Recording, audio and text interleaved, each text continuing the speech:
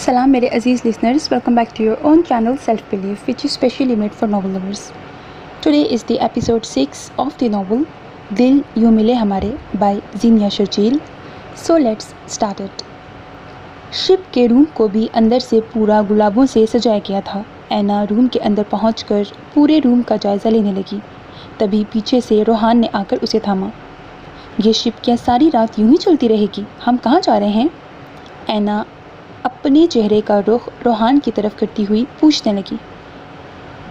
तुम्हें अगवा करके सबकी नज़रों से बहुत दूर लेकर जा रहा हूँ, जहाँ तुम्हें मेरे अलावा और कोई न नज़र आए। रोहान उसके गाल पर अपने होंठ रखता हुआ बोला। फिर उसने कोट की पॉकेट से अपना मोबाइल निकाला और सॉन्ग प्ले किया। अब वो ऐना की तरफ हाथ बढ़ाता हुआ उसे देख रहा था। ऐना ने मुस्कुराकर उसका हाथ थाम लिया। क्या आपको कपल डांस करना आता है? रोहान अपने दोनों बाजू उसकी कमर पर रख कर ऐना को खुद से नज़दीक कर चुका था। तब ऐना अपने दोनों हाथ उसके शोल्डर्स पर रखती हुई रोहान से पूछने लगी। नहीं, रोहान ने बहुत कॉन्फिडेंस से जवाब दिया, जिस पर ऐना हंसने लगी। हंसी क्यों आ रही है तुम्हें? रोहान डांस के स्टेप लेता हुआ ऐना से पूछने लगा। क्योंकि ये डांस तो मुझे भी नहीं आता, फिर करने की ज़रूरत क्या है? रोहान से डांस के स्टेप लेते हुए अनाड़ीपन साफ झलक रहा था और ऐना ने भी ये डांस सिर्फ कपल्स को करते देखा था। उसी के मुताबिक अंदाजे से वो कर रही थी। तभी वो हंसते हुए बोली। रोहान को खुद भी अपनी बचकाना हरकत पर हंसी आ रही थी, मगर वो एंजॉय कर रहा था। ज़रूरत तो ऐसी कोई ख़ास नहीं है, लेकिन ट्राई करने में हमारे कौन से पैसे लग रहे हैं? रोहान ने बोलते हुए ऐना का हाथ थाम कर ऊंचा किया तो वो मुस्कुराती हुई आहिस्ता गोल घूमने लगी। वो दोनों बाकी के स्टेप लेते हुए अब ज़ोर ज़ोर से हंस रहे थे। रहजाब उसे जहांगीर के कमरे में लाकर बिठा चुकी थी। आगोल ने कमरे का जायज़ा लिया। कमरा अच्छा बड़ा था, मगर उसमें मौजूद फर्नीचर सिंपल सा था, जो कि इतना बुरा तो नहीं लग रहा था, अलबत्ता कहीं से नया हरगिज़ नहीं लग रहा था। एक बार फिर उसे किस्मत की सितम ज़रीफ़ी पर रोना आया। नापसंदीदा हस्ती के साथ आखिर वो कैसे सारी ज़िंदगी गुजार सकती थी? आगोल कुर्ती हुई सोचने लगी। थोड़ी देर बाद कमरे का दरवाज़ा खुला। जहांगीर कमरे के अंदर आया। आगोल को सोचों में गुम बैठा देखा तो उसका खुशगवार मूड, जो कि अभी थोड़ी देर पहले सबके सामने था, बिल्कुल चेंज हो गया। यहाँ बैठकर अपने आशिक की मौत का शोक मनाने की बजाय जाकर ड्रेस चेंज करो। उसने कमरे में आते ही आगोल पर निश्तर चलाया। आगोल, जो अब तक ब्राइडल ड्रेस में बेड पर बैठी हुई थी, अपनी सोचों में गुम थी, एकदम होश में आई। अब वो खूंखार नज़रों से सामने खड़े अपने मजाजी खुदा को देख रही थी। उसको यही सब कुछ तवक्को थी उससे। बेड से उतरकर वो जहांगीर के सामने आई और इस्तेहज़ाया हंसी। क्यों? मुझे अपने आशिक का शौक मनाता हुआ देखकर तुम्हें तकलीफ़ हो रही है? आगोल ने उसे भी सुलगाने में कसर नहीं छोड़ी थी, मगर जैसे ही आगोल के मुंह से जुमले अदा हुए, जहांगीर ने उसका मुंह अपने हाथ से दबोचा। तकलीफ़ मुझे सिर्फ तुम जैसी लड़की को अपनी बीवी बनाकर हो रही है। मैं तुम्हारे घर का मुलाजिम नहीं हूँ, इसीलिए आइंदा तुम कहने के बजाय आप कहकर मुखातिब करना अगली बार। जहांगीर ने आगोल का मुंह झटके से छोड़ा तो वो पीछे सोफे पर जा गिरी। मतलब क्या है तुम्हारा, मुझ जैसी लड़की? अगर इतनी तकलीफ़ हो रही है तो मुझसे शादी करने की शर्त क्यों रखी तुमने मेरे बाप के सामने? तुम खुद क्या हो? कभी अपनी औकात देखी है तुमने? उसके जुमले आगोल को तैश दिला गए। वो एक बार फिर सोफे से उठकर जहांगीर के रूबरू हुई। तब जहांगीर ने सख्ती से आगोल के दोनों बाजुओं को पकड़ा। उसकी उंगलियां आगोल के बाजुओं में गढ़ने लगीं तो वो तकलीफ़ से कराह उठी। तुम्हारे इश्क में पागल होकर तुमसे शादी नहीं की है मैंने। ये शादी मैंने क्यों की है ये तुम बखूबी जानती हो। और रही बात मेरी औकात की, तो मुझे मेरी औकात बचपन से मालूम है, लेकिन आज मैं तुम्हें ये बताऊँगा कि मेरी नज़र में तुम्हारी क्या औकात है। उसने बोलते हुए बेदर्दी से आगोल के सर से दुपट्टा खींचा। पहले उसने दुपट्टे को बेड पर फेंका, फिर उसने आगोल को बेड पर धक्का दिया। वो औंधे मुंह बेड पर जा गिरी। मेरी बीवी बनने से बेहतर तुम्हें खुदकुशी करने लग रहा था ना, मगर अफसोस तुम बच गई। लेकिन आज मैं तुम्हें बताऊंगा कि पल पल मरना कैसा होता है।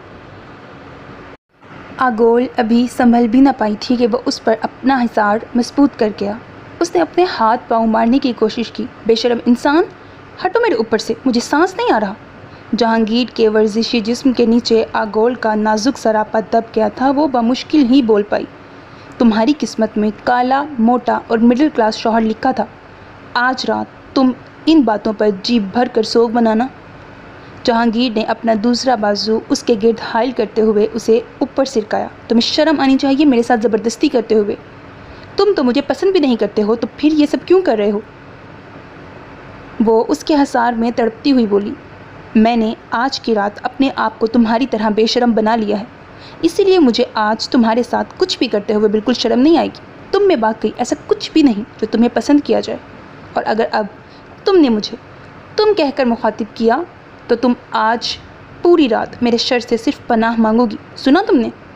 جہانگیر ایک بار پھر اس کا منہ دبوچتا ہوا بولا۔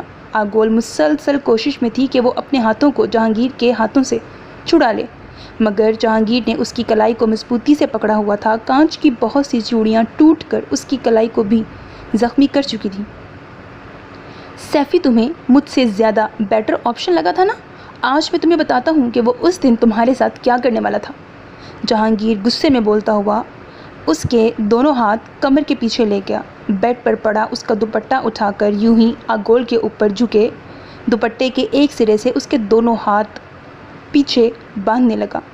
اس سے پہلے کہ آگول اسے کچھ بولتی، دوپٹے کا دوسرا سرا وہ اس کے منہ میں ٹھونس چکا تھا۔ وہ جہانگیر کی گرفت میں کسی زخمی پرندے کی طرح پڑپڑانے لگی، تم میں اکڑ بہت زیادہ ہے اور برداشت کا مادہ بے حد کم، لیکن آج میں تمہاری ساری اکڑ نکال دوں گا اور برداشت تم میں خود ہی آ جائے گی۔ آگول ہاتھ پیر چلاتی ہوئی مسلسل نفی میں سر ہلا رہی تھی، مگر آج جہانگیر کو شاید اس پر ترس نہیں آنا تھا۔ جہانگیر کے آگے ہتھیار ڈالتے ہوئے وہ اب اس کی گرفت میں ساکت ہو چکی تھی۔ آگول کے آنسو آنکھوں سے نکلتے ہوئے اس کے بالوں میں جذب ہونے لگے۔ اس نے آگول کے ہاتھ کھولے اور دوپٹہ کھینچ کر اس کے منہ سے نکالا۔ تعلق جوڑا ہے میں نے تم سے، تمہیں اپنی بیوی بنا کر۔ یہ تمہارے باپ کا گھر نہیں ہے جہاں سے تم دن دہاڑے کہیں بھی بھاگ جاؤ۔ اگر تم نے کبھی میرے گھر سے بھاگنے کی کوشش کی یا تمہاری کسی بھی حرکت سے میری عزت، میرے نام پر حرف آیا تو میں تمہیں زندہ زمین میں گاڑ دوں گا۔ جہانگیر اپنے ہونٹ اس کے کان کی طرف لا کر اسے وارننگ دیتا ہوا بولا۔ آگول سسکنے لگی۔ غضبناک نظر اس کے چہرے پر ڈال کر جہانگیر اپنی جگہ پر کروٹ لے کر لیٹ گیا۔ بھرپور نیند کے بعد اس کی آنکھ کھلی تو ایک حسین صبح اس کی منتظر تھی۔ اینا نائٹی میں ملبوس روحان کے سینے سے سر اٹھا کر اسے دیکھنے لگی۔ روحان ابھی بھی سویا ہوا تھا۔ اینا کے سر اٹھاتے ہی اس نے نیند میں دوسری طرف کروٹ لی، شاید وہ کافی دیر سے سیدھا لیٹے لیٹے تھک گیا تھا۔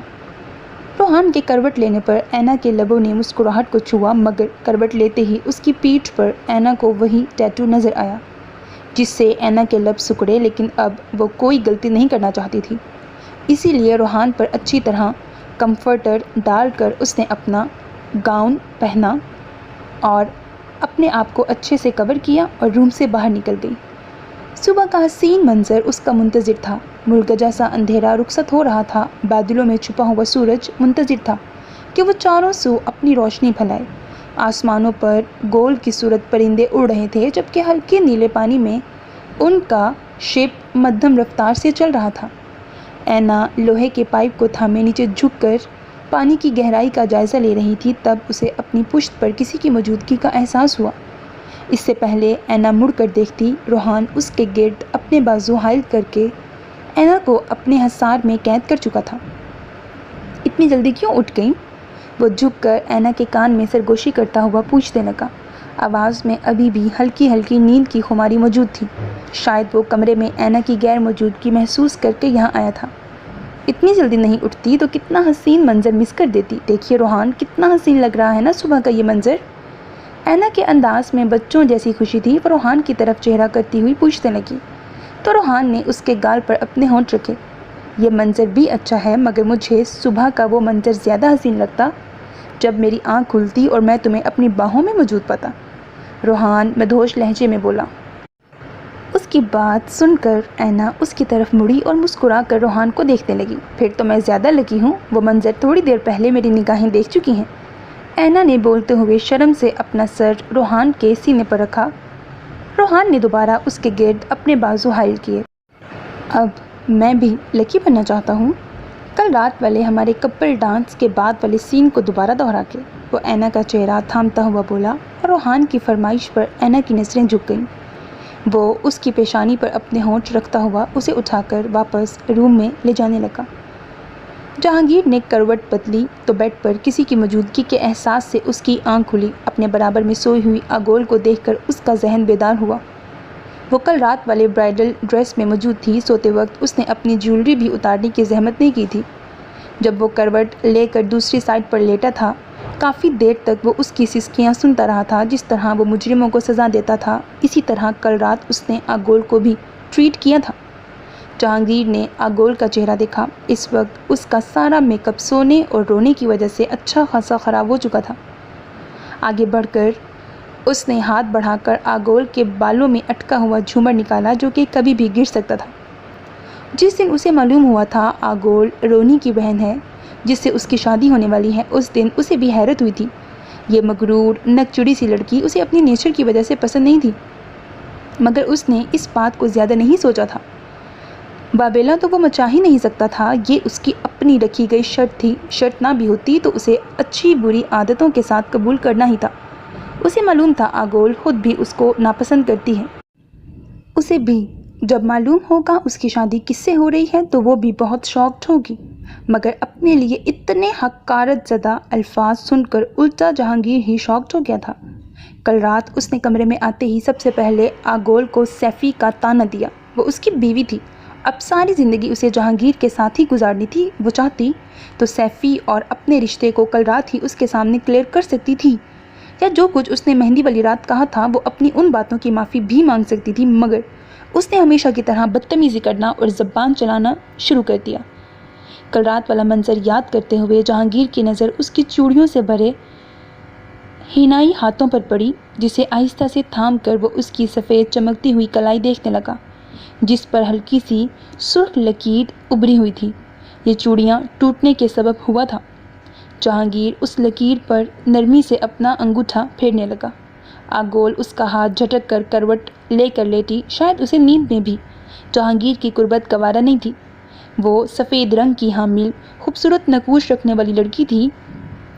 اسے یہ شکل اللہ نے عطا کی تھی، اس میں اس کا کوئی کمال نہیں تھا کہ وہ دوسرے کو کم تر جانے یا اس کی تزلیل کرے۔ آگول کے کروٹ لیتے ہی جہانگیر نے اس کی پشت کو دیکھا۔ بے ساختہ اس کی نظر کندھے سے تھوڑا نیچے اس کے تل پر پڑی جو شرٹ میں سے ہلکا سا جھانکتا ہوا مسکرا رہا تھا۔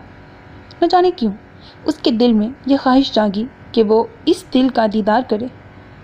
جہانگیر نے آہستہ سے اس کی شرٹ کی ڈوری کھولی۔ اب اسے وہ تل واضح نظر آ رہا تھا۔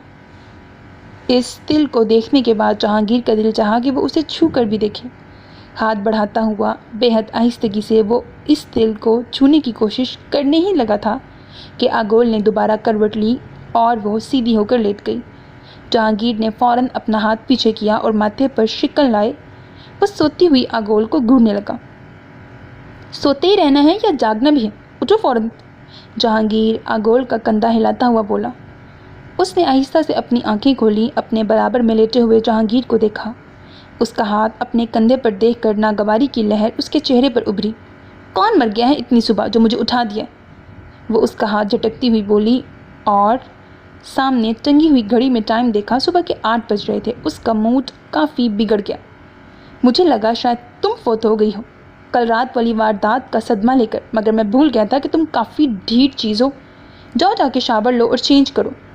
دی جان جاگ گئی ہوں گی، جہانگیر اس کے بگڑے نقوش دیکھتا ہوا بولا۔ میں کیا کروں اگر دی جان جاگ گئی ہیں تو؟ انہیں کیا آپ کا کارنامہ بتاؤں جا کر؟ معلوم ہو گیا نا آپ کو کہ میں کافی ڈھیٹ چیز ہوں، تو اب آئندہ یاد رکھیے گا جب میری نیند پوری ہو گئی تو میں خود اٹھ کر شاور لے لوں گی۔ فی الحال مجھے ریسٹ کرنے دیں۔ آگول اس کو گھورتی ہوئی ایک ایک لفظ چبا کر بولی۔ بدتمیزی اور زبان چلانے والی اس کی وہی عادت تھی۔ فرق صرف اتنا بڑا تھا کہ وہ کل رات والی دھمکی یاد رکھتے ہوئے تم سے آپ پر آ گئی تھی۔ اس کی بات سن کر جہانگیر خاموشی سے اسے دیکھتا رہا۔ وہ کروٹ لے کر لیٹنے لگی تھی، تب جہانگیر نے اس کا بازو پکڑ کر اسے اپنی طرف کھینچا۔ وہ اس حملے کے لیے تیار نہیں تھی جب ہی جہانگیر کے سینے سے اس کا سر ٹکرایا۔ جہانگیر ایک بار پھر اسے اپنی گرفت میں لے چکا تھا۔ چھوڑیں مجھے، کیا چاہ رہے ہیں آپ اب؟ آگول اپنی کمر سے جہانگیر کے بازو ہٹانے کی کوشش کرتی ہوئی بولی۔ جہانگیر نے اس کی کمر سے بازو ہٹانے سے پہلے اس کا رخ بیڈ کی دوسری سائڈ کیا اور آگول کو اپنی گرفت سے آزاد کیا۔ وہ فوراً پیچھے ہوئی اور بیڈ سے نیچے جا گری۔ تمہاری نجات اور بخشش اسی میں ہے کہ جو کام بولا جائے اسے بغیر بحث کے سعادت مندی سے انجام دو۔ کل پھر بھی رعایت کر گیا تھا میں تمہارے ساتھ، لیکن اگلی بار نافرمانی کی صورت میں مجھ سے کسی نرمی کی توقع نہ رکھنا تم۔ جہانگیر بیڈ پر بیٹھ کر اسے دیکھتا ہوا وارننگ دینے لگا۔ آگول خاموشی سے اٹھ کر ڈریسنگ ٹیبل کے پاس آئی، آئینے میں اپنی شکل دیکھ کر حیران رہ گئی۔ وہ اتنی دیر سے ایسی شکل لیے جہانگیر سے باتیں کر رہی تھی۔ کلینزنگ ملک کی بوتل اٹھا کر ٹشو کی مدد سے اپنے گال پر پھیلا ہوا مسکارا صاف کرنے لگی۔ نرمی کی توقع نہیں رکھنا۔ کل کون سی نرمی دکھائی تھی وحشی جنگلی انسان نے؟ معلوم نہیں کون سے الو کے پٹھے مرد ہوتے ہیں جو حسین بیوی کو دیکھ کر ان کی تعریفوں میں زمین اور آسمان ایک کر دیتے ہیں، شوق سے فکرے نرم لہجے محبت بھرے لمس سے روشناس کرواتے ہیں، اپنی بیوی کے حسن کو محبت کا خراج پیش کرتے ہیں۔ اس انسان کو تو جیسے ان سب چیزوں سے کوئی لینا دینا ہی نہیں تھا۔ آگول دل ہی دل میں اپنے آپ کو مخاطب کرتی ہوئی بولی۔ کل اس نے سب سے اپنے حسن کی تعریف سنی تھی۔ آگول کو لگا کہ جہانگیر سب کچھ بھول بھال کر اس کے حسن کے آگے اپنے گھٹنے ٹیک دے گا۔ وہ اس سے اپنی تعریف وصولے گی مگر اسے کچھ وصولے نہیں دے گی، مگر اس بے حس اور بدتمیز انسان نے تو حد ہی کر دی۔ آگول ساری باتیں سوچتے ہوئے اپنا زیور اتارنے کی بجائے نوچ نوچ کر پھینکنے لگی۔ اسے یہ احساس بھی نہیں ہوا کہ بیڈ پر لیٹا ہوا اس کا شوہر باقاعدہ اس کی ایک ایک حرکت کے ساتھ اس کے چہرے کے تاثرات کا بھی جائزہ لے رہا ہے۔ آگول کی نظر آئینے میں سے جہانگیر پر پڑی جو اسی کو دیکھتے ہوئے نہ جانے کیا سوچ رہا تھا۔ آگول اپنے کالے نصیب پر لعنت بھیجتی ہوئی واش روم چلی گئی۔ سب کے ساتھ جہانگیر سٹنگ روم میں بیٹھا ہوا تھا تب اسے آگول لاؤنج سے آتی ہوئی دکھائی دی۔ آف وائٹ کلر کی کیپری پر لائٹ یلو کلر کی شارٹ شرٹ میں ملبوس۔ اس سے پہلے کہ وہ کمرے میں اندر داخل ہوتی جہانگیر صوفے سے اٹھ کر کمرے سے باہر نکلا اور اس کا بازو پکڑ کر اسے واپس بیڈ روم میں لایا۔ کمرے میں آنے کے بعد جھٹک کر آگول نے جہانگیر سے اپنا بازو چھڑایا۔ اب وہ انتظار میں کھڑی تھی کہ اسے معلوم ہو اس کے شوہر کو آخر تکلیف کیا ہوئی ہے۔ جو تم شادی سے پہلے کرتی آئی ہو تب بات الگ تھی، ایسے کپڑے یہاں پہننے کی ضرورت نہیں ہے، فوراً اپنا ڈریس چینج کرو۔ جہانگیر نے کوشش کی تھی کہ وہ اپنا لہجہ نارمل رکھے مگر جہانگیر کی بات سن کر آگول کو آگ لگ گئی۔ کیا چاہ رہے ہیں آپ؟ گھونگھٹ نکال کر آپ کے گھر والوں کے سامنے آؤں؟ کم از کم میری ڈریسنگ کو لے کر آپ کو آبجیکشن نہیں کرنا چاہیے۔ آگول جھنجھلا کر بولی۔ یہ شخص تو شوہر بن کر اسے اریٹیٹ کرنے پر تل گیا تھا۔ میں ہر اس چیز پر آبجیکشن کروں گا جو میری نظر میں غلط ہوگی۔ جو ڈریس میں لے کر آیا ہوں ان میں سے ایک پہنو۔ جہانگیر اب بھی اسے آرام سے بولنا تھا، ساتھ ہی وارڈروب میں سے ایک ڈریس نکال کر بیڈ پر رکھا۔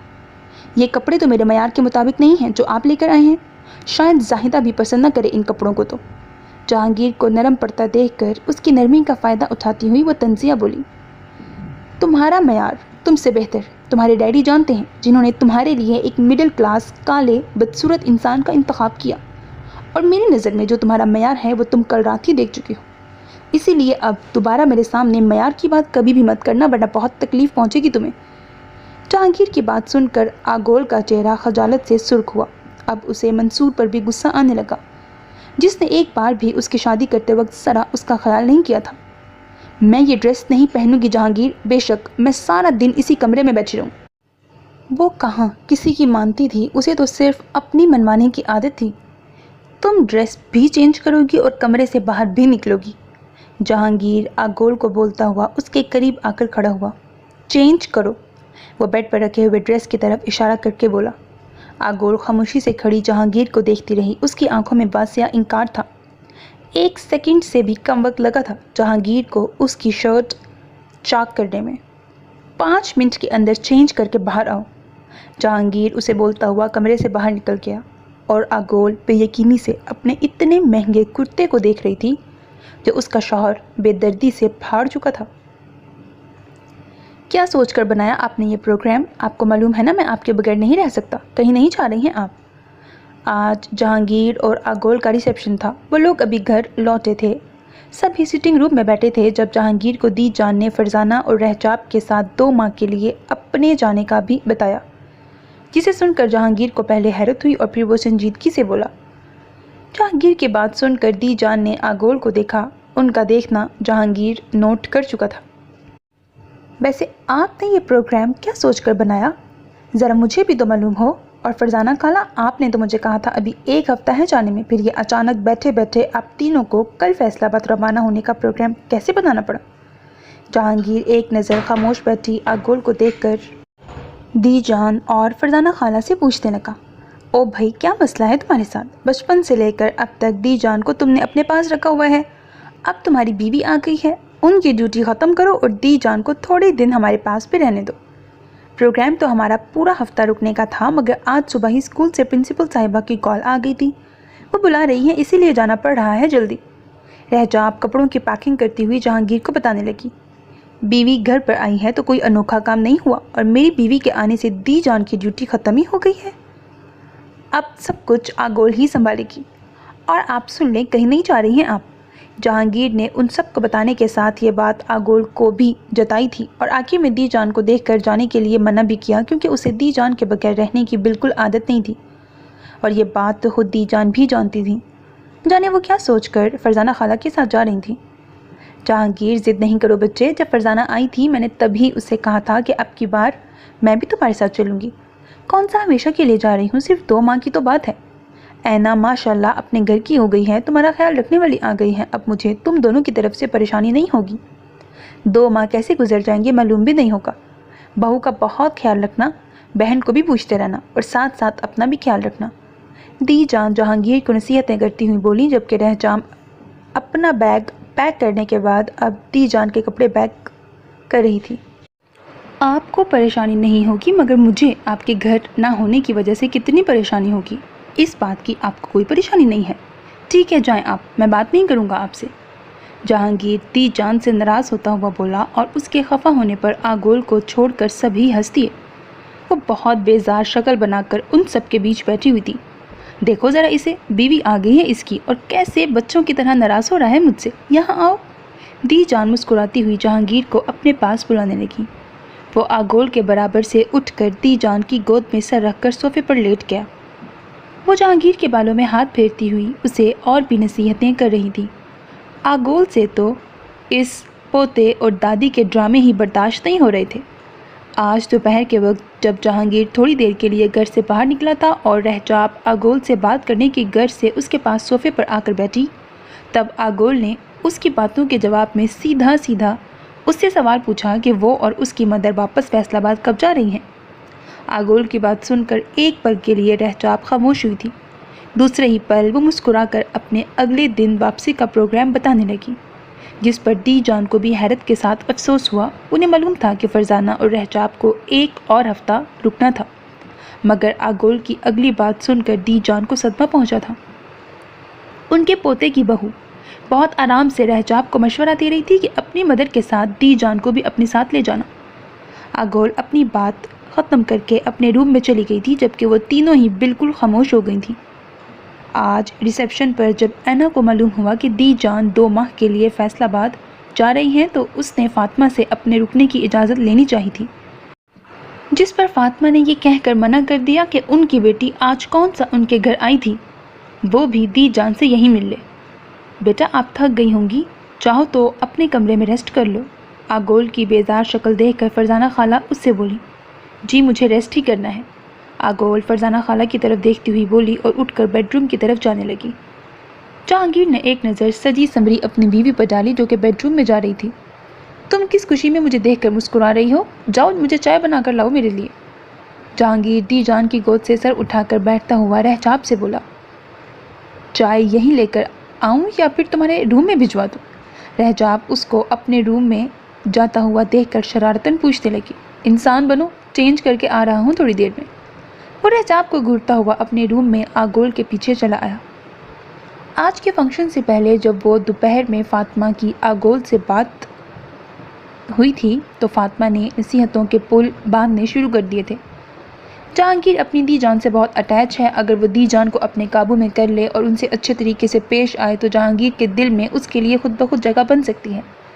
فاطمہ کی ان باتوں سے آگول فاطمہ سے بھی بیزار ہو گئی تھی. اس نے فون رکھ دیا.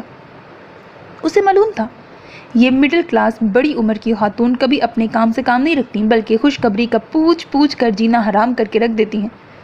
دی جان اس گھر میں موجود ہوں گی تو یقیناً روک ٹوک بھی کریں گی. جہانگیر سے بلا وجہ کی شکایتیں بھی لگائیں گی.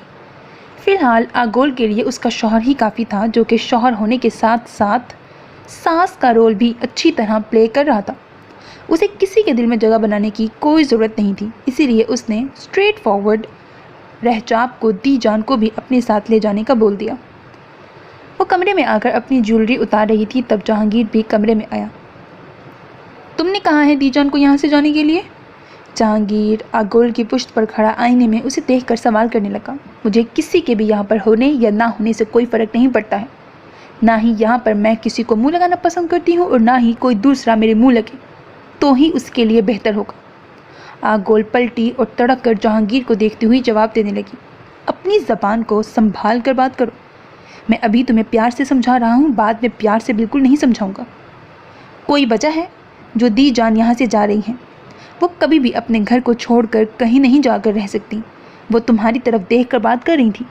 جہانگیر کو بھول نہیں رہا تھا دی جان کیسے اپنے جانے کا بتاتے ہوئے آگول کو دیکھ رہی تھی.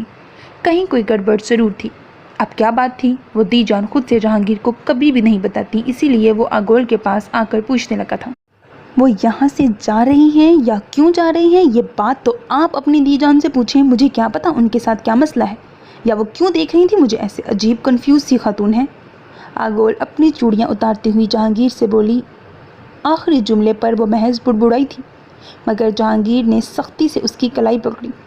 دی جان کے بارے میں کبھی بھی کوئی الٹا سیدھا لفظ نہیں بولنا آگول. میری یہ بات آج کان کھول کر سن لو اور اپنے دماغ میں اچھی طرح بٹھا لو. اگر تم کبھی ان سے بدتمیزی کی یا زبان چلائی تو حشر بگاڑ دوں گا میں تمہارا. جہانگیر کو اس کا دی جان کے بارے میں یوں مخاطب ہونا بالکل اچھا نہیں لگا تھا اور کمرے سے باہر کوئی تماشا نہ بنے اسی لیے وہ دھیمی آواز میں اس کو سمجھانے لگا. کل آپ سیفی کو لے کر شروع ہو گئے تھے, آج آپ اپنی دی جان کو بیچ میں لا کر شروع ہو گئے. آخر چاہ کیا رہے ہیں آپ مجھ سے؟ لڑائی کرنی ہے تو ویسے ہی بتا دیں. آگول جہانگیر سے اپنا ہاتھ چھڑا کر آنکھیں دکھاتی ہوئی پوچھنے لگی. اپنی آج والی حرکت کا تو آگول کنفیوز ہو کر اسے کوئی سرا نہیں دینا چاہتی تھی. تبھی کانفیڈنس سے بولی. اگر مجھے معلوم ہوا کہ دی جان کے یہاں سے جانے میں تمہارا کوئی عمل دخل ہے تو میں تمہیں ہرگز نہیں بخشوں گا آگول, یہ بات یاد رکھنا تم. جہانگیر اسے دھمکاتا ہوا بولا اور وارڈروب سے اپنے کپڑے لے کر کمرے سے باہر چلا گیا. کافی دیر تک وہ دی جان فرزانہ خالہ اور رہجاب کے ساتھ بیٹھا رہا. اس نے رہجاب سے بھی باتوں باتوں میں ان لوگوں کے اتنی جلدی واپس جانے کی وجہ جاننی چاہی مگر رہجاب ایک سمجھدار لڑکی تھی اسی لیے وہ بات بنا کر سلیقے سے جہانگیر کو مطمئن کر چکی تھی. وہ ہرگز نہیں چاہتی تھی کہ جہانگیر کا اپنی نئی نویلی بیوی سے دل خراب ہو. اس کے 2 بار ٹوکنے پر کہ آگول اس کا روم میں ویٹ کر رہی ہوگی جہانگیر اٹھ کر واپس اپنے روم میں چلا آیا. توقع کے عین مطابق وہ ڈریس چینج کر کے خود کو آرام دہ حلیے میں لا کر سو چکی تھی. جہانگیر بیڈ پر بیٹھ کر لیمپ کی مدھم روشنی میں آگول کا چہرہ غور سے دیکھنے لگا. اس وقت اس کا چہرہ میک اپ سے بالکل پاک تھا. جہانگیر نے محسوس کیا وہ بغیر میک اپ کے اور بھی زیادہ خوبصورت لگتی ہے یا پھر وہ فطرتاً ایسا تھا, اسے سادہ چیزیں زیادہ پرکشش لگتی تھیں. اچانک جہانگیر کے موبائل پر میسج ٹون بجی. ایک ان نون نمبر سے اس کے موبائل پر میسج آیا تھا جس میں کسی ہوٹل کی تصویریں تھیں اور میٹنگ کا ٹائم پرسوں رات 10 بجے لکھا تھا. یہ ہوٹل دبئی میں تھا. یہ میسج میں نہیں بتایا گیا تھا, یہ جہانگیر خود جانتا تھا. کیا اسے کوئی پھر سے انفارمیشن دے رہا تھا؟ جہانگیر کو ایپل اورنج والا میسج یاد آیا. جہانگیر نے اس نمبر پر کال ملائی. وہ نمبر بند تھا, یعنی یہ نمبر صرف اسے میسج کرنے کے لیے ہی استعمال کیا گیا تھا. اس وقت رات کے 2 بج رہے تھے. اس نے صبح SSP سیف اللہ صاحب سے یہ سب ڈسکس کرنے کا سوچا اور خود بھی اپنے اوپر کمفرٹر ڈال کر سونے کے لیے لیٹ گیا. ابھی 1 سیکنڈ بھی نہیں گزرا تھا جب آگول نے نیند میں جھپٹنے کے انداز میں کمفرٹر کھینچ کر خود پر ڈالا تھا. جہانگیر حیرت سے اسے دیکھنے لگا. دن میں اور رات میں بھی, سوتے وقت بھی اسے لڑنے کو تیار رہتی تھی. جہانگیر افسوس سے سر ہلا کر آنکھوں پر اپنا ہاتھ رکھ کر لیٹ گیا.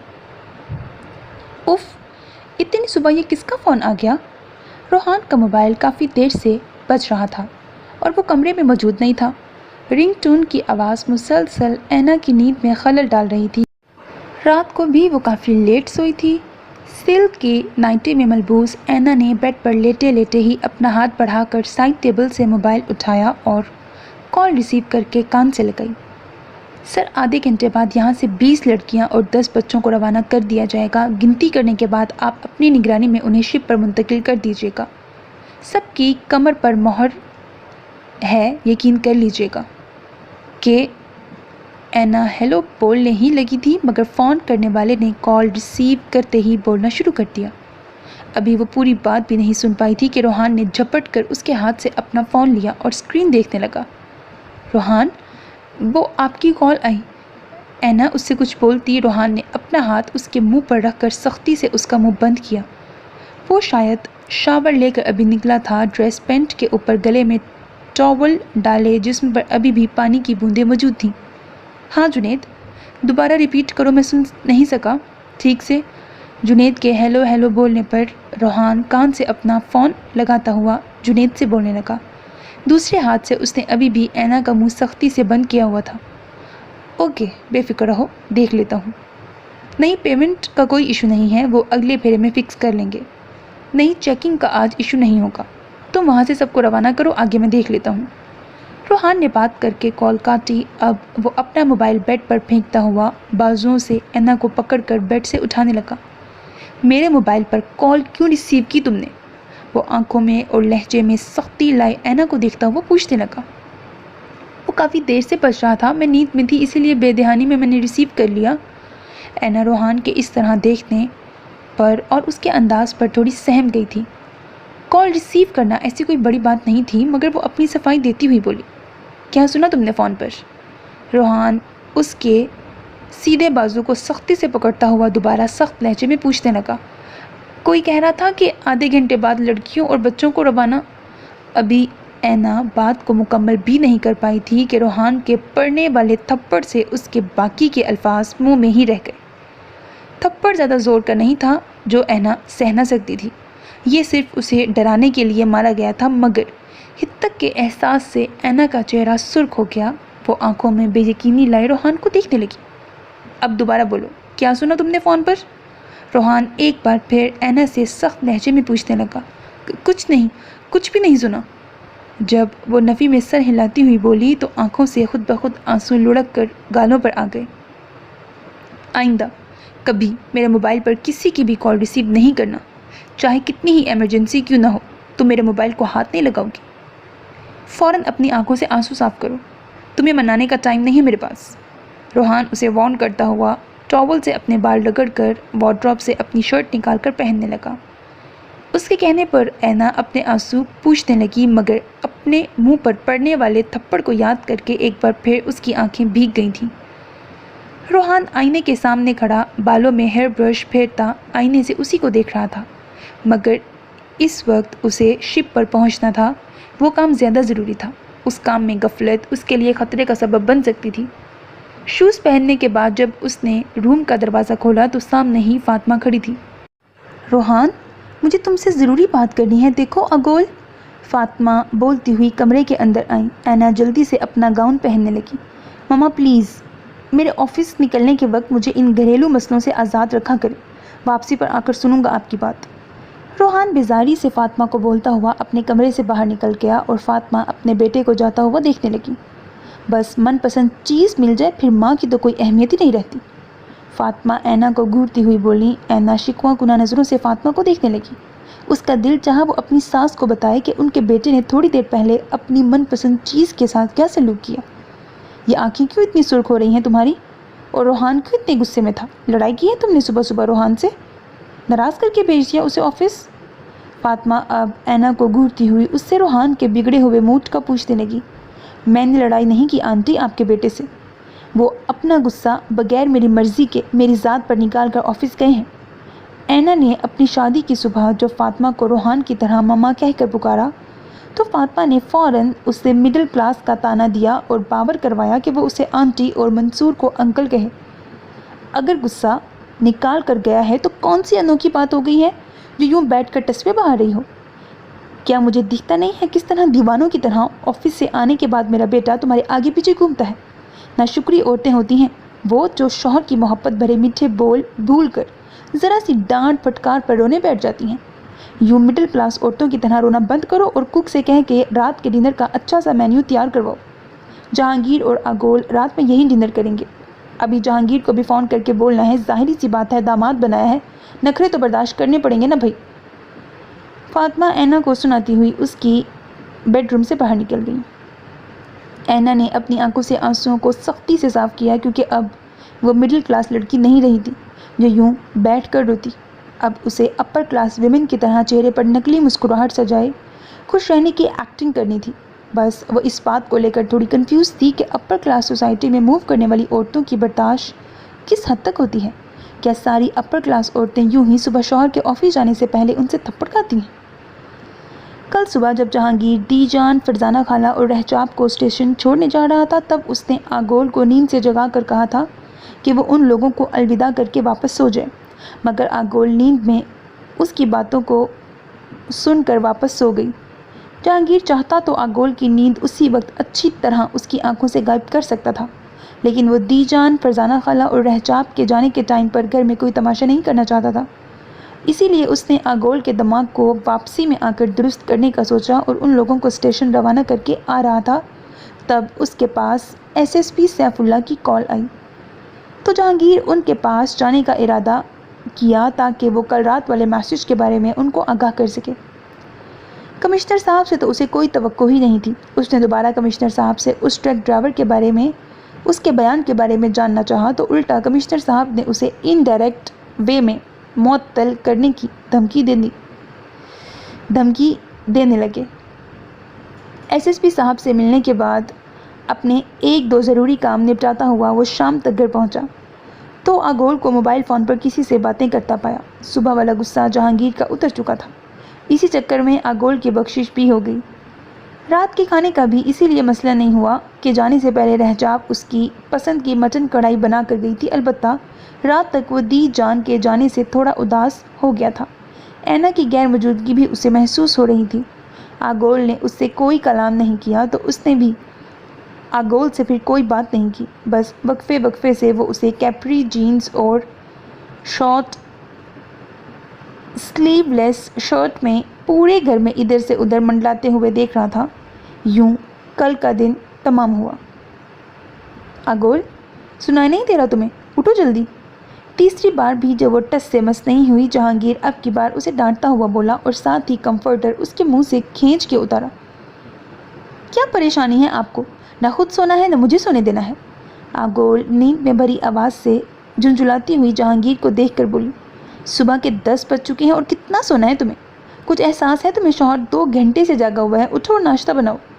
جہانگیر اسے شرم دلاتا ہوا تھوڑا سخت لہجے میں بولا۔ میں ناشتہ کیسے بنا سکتی ہوں؟ میں نے پہلے کبھی ناشتہ نہیں بنایا۔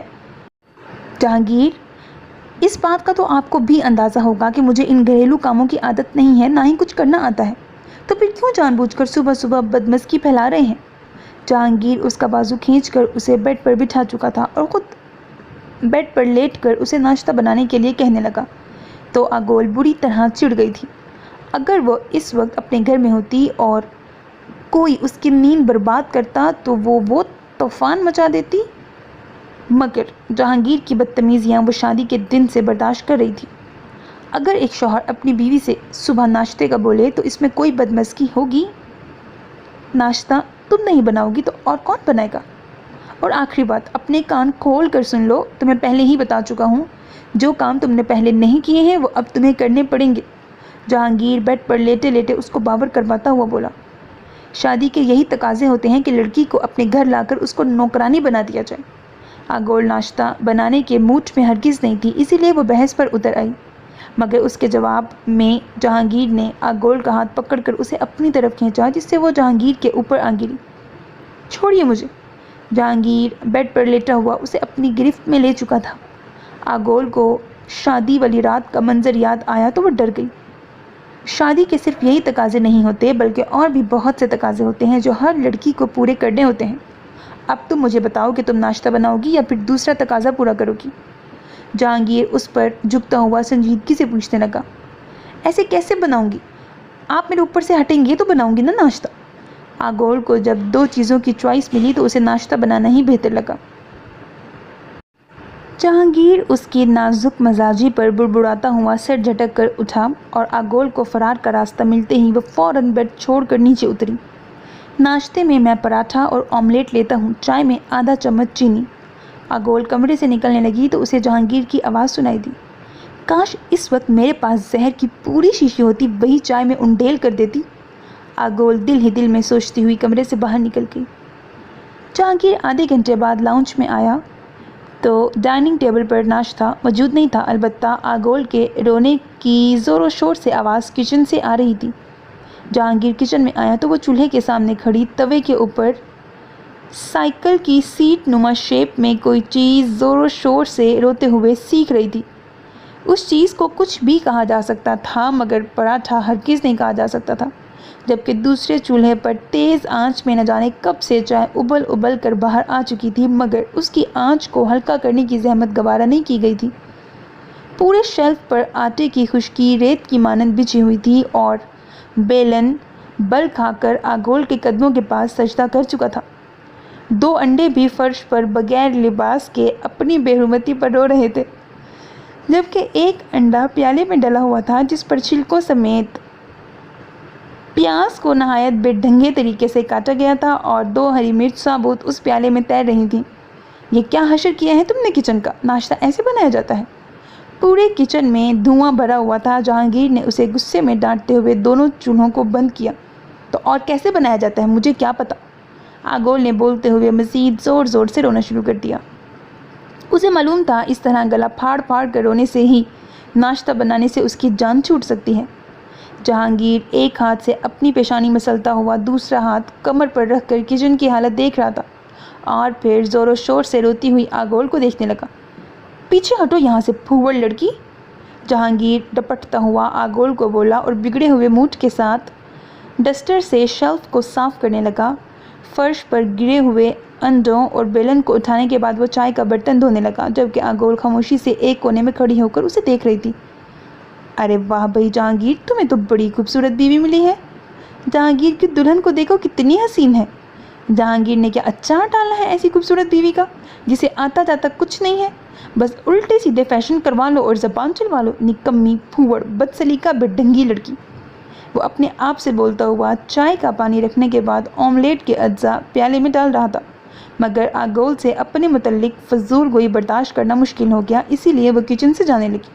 वहीं खड़ी रहो, खबरदार जो तुम किचन से बाहर निकली अच्छी तरह अपनी आंखें खोल खोल कर देखो मैं कैसे नाश्ता बना रहा हूँ। आगोल को बाहर जाता देखकर जहांगीर उस पर मज़ीद गुस्सा करता हुआ बोला, तो फिर अपना टेप बंद करें। मैं अपने लिए ऐसी फजूल बातें बिल्कुल बर्दाश्त नहीं कर सकती। अपने लिए तारीफ़ों के अलावा ऐसे अल्फाज तो उसने किसी के मुंह से नहीं सुने थे, ना ही उसे अपनी इतनी बेइज्जती बर्दाश्त हो रही थी। जो लड़कियां कोई भी काम ढंग और सलीके से नहीं कर सकती, वो शौहर और ससुराल वालों से ऐसे ही ताने सुनती हैं।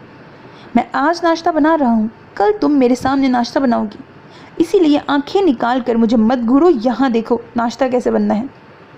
जहांगीर उसे एक बार फिर डांटता हुआ बोला और पूरा नाश्ता बनाने के दौरान वो बाकायदा उसे टीच करने लगा। आगोल खामोशी से जब्त करती हुई उसके हाथों की मूवमेंट देख रही थी। बदतमीज़ इंसान को पराठा बनाना कितना परफेक्ट आता है, फिर भी मेरी जान अजाब में की हुई थी। आगोल के दिल में शिद्दत से ख्वाहिश उभरी कि वो बेलन उठाकर जहांगीर का सर फाड़ दे, मगर वो ऐसा ख्यालों में ही सोचकर खुश हो सकती थी। तुम्हें पराठा खाना है? एक पराठा बनाने के बाद जहांगीर उस पर एहसान करता हुआ पूछने लगा, जिस पर आगोल ने जल्दी से सर हिला दिया, क्योंकि उसने रात को खाना मिर्चों की ज़्यादती की वजह से बराए नाम ही खाया था। उफ़, एक तो इस आदमी की शक्ल अच्छी नहीं, ऊपर से इस पर भी हर वक्त 12 बजे रहते हैं। जहांगीर आगोल के लिए पराठा बना रहा था और आगोल उसकी शक्ल देखते हुए सोचने लगी, मेरी शक्ल ना देखो, यहाँ देखो पराठा कैसे बना रहा हूँ। वो तो शुक्र था कि जहांगीर आगोल के अपने बारे में ख्यालात नहीं जान सका था। शक्ल तो जैसे बड़ी अच्छी है, न जाने कैसे आगोल की ज़बान पर खुजली हुई और उसके मुंह से फिसला। वैसे ही जहांगीर ने खून ख्वार नज़रों से उसे देखा। ऑमलेट से हैवी हो जाएगा, मैं बस चाय से पराठा ले लूँगी। जहांगीर के देखने पर आगोल माज़रत ख्वाहाना नज़रों से उसे देखती हुई बताने लगी। जहांगीर खामोशी से उसके लिए पराठा बनाने लगा और आगोल अपने आप को मलामत करने लगी। वो कोई जाहिदा थोड़ी था जो उसकी बातें सुन लेता। मुझे जिम ज्वाइन करना है, इस तरह घर में बैठे बैठे तो मेरा वेट बढ़ जाएगा। नाश्ते से फारिग होने के बाद जहांगीर लाउंज में रखी हुई एलईडी पर नज़र जमाए बैठा था। तब आगोल उसके पास आती हुई बोली। जहांगीर ने उसकी बात सुनकर उसका ऊपर से नीचे तक जायज़ा लिया। तो इसमें जिम ज्वाइन करने की क्या ज़रूरत है? घर का झाड़ू पोछा करो, यही सबसे अच्छी एक्सरसाइज होती है। बल्कि दिन का 1 बज चुका है, रानी शायद आज नहीं आएगी, स्टोर से जाकर झाड़ू लेकर आओ। शाबाश, पहले बेड की झाड़ू निकालो और फिर बाकी के रूम्स की। जहांगीर ने उसे जितने इत्मीनान से मशवरा दिया था, उसका मशवरा सुनकर आगोल की तो जान ही जल गई। अगर रानी नहीं आई है तो आप क्या चाह रहे हैं, उसकी जगह रानी मैं बन जाऊँ? समझ के क्या रखा है आपने मुझे? आगोल गुस्से से उसे आंखें दिखाती हुई वापस कमरे में जाने लगी। तब जहांगीर सोफे से उठा और उसका बाजू पकड़कर उसका रुख अपनी तरफ किया। तुम रानी ही हो, मेरा मतलब है इस घर की, और अपने घर का काम करने से कोई इज्जत थोड़ी घट जाती है। शाबाश, अब जल्दी से अच्छे बच्चों की तरह झाड़ू लेकर आओ और पूरे घर की झाड़ू निकालो। देखो, इससे तुम्हारा टाइम भी कितने अच्छे से पास होगा, घर की सफाई भी हो जाएगी और तुम्हारी एक्सरसाइज भी। सिर्फ एक काम करने से कितने काम निपट जाएंगे। जहांगीर उसे दोस्ताना लहजे में बोला, जबकि आगोल को उसकी बातें मज़ीद गुस्सा दिलाने लगी। मैं ये घटिया काम हरगिज़ नहीं करूँगी और आप भी मुझसे ज़ोर ज़बरदस्ती से कुछ भी नहीं करवा सकते, वरना ये सारी बातें मैं अपने पेरेंट्स को बताऊँगी। जहांगीर, फिर बात बहुत आगे तक जाएगी क्योंकि ये सब कुछ अब बहुत ज़्यादा हो रहा है। आगोल उसे धमकाती हुई कहने लगी। फालतू में उसने जिम का शोशा छोड़कर उस सोए हुए भूत को जगाया था। अभी अभी आया तो था तुम्हारी मामा का फ़ोन मेरे पास। आज शाम हम दोनों तुम्हारे घर पर इनवाइट हैं।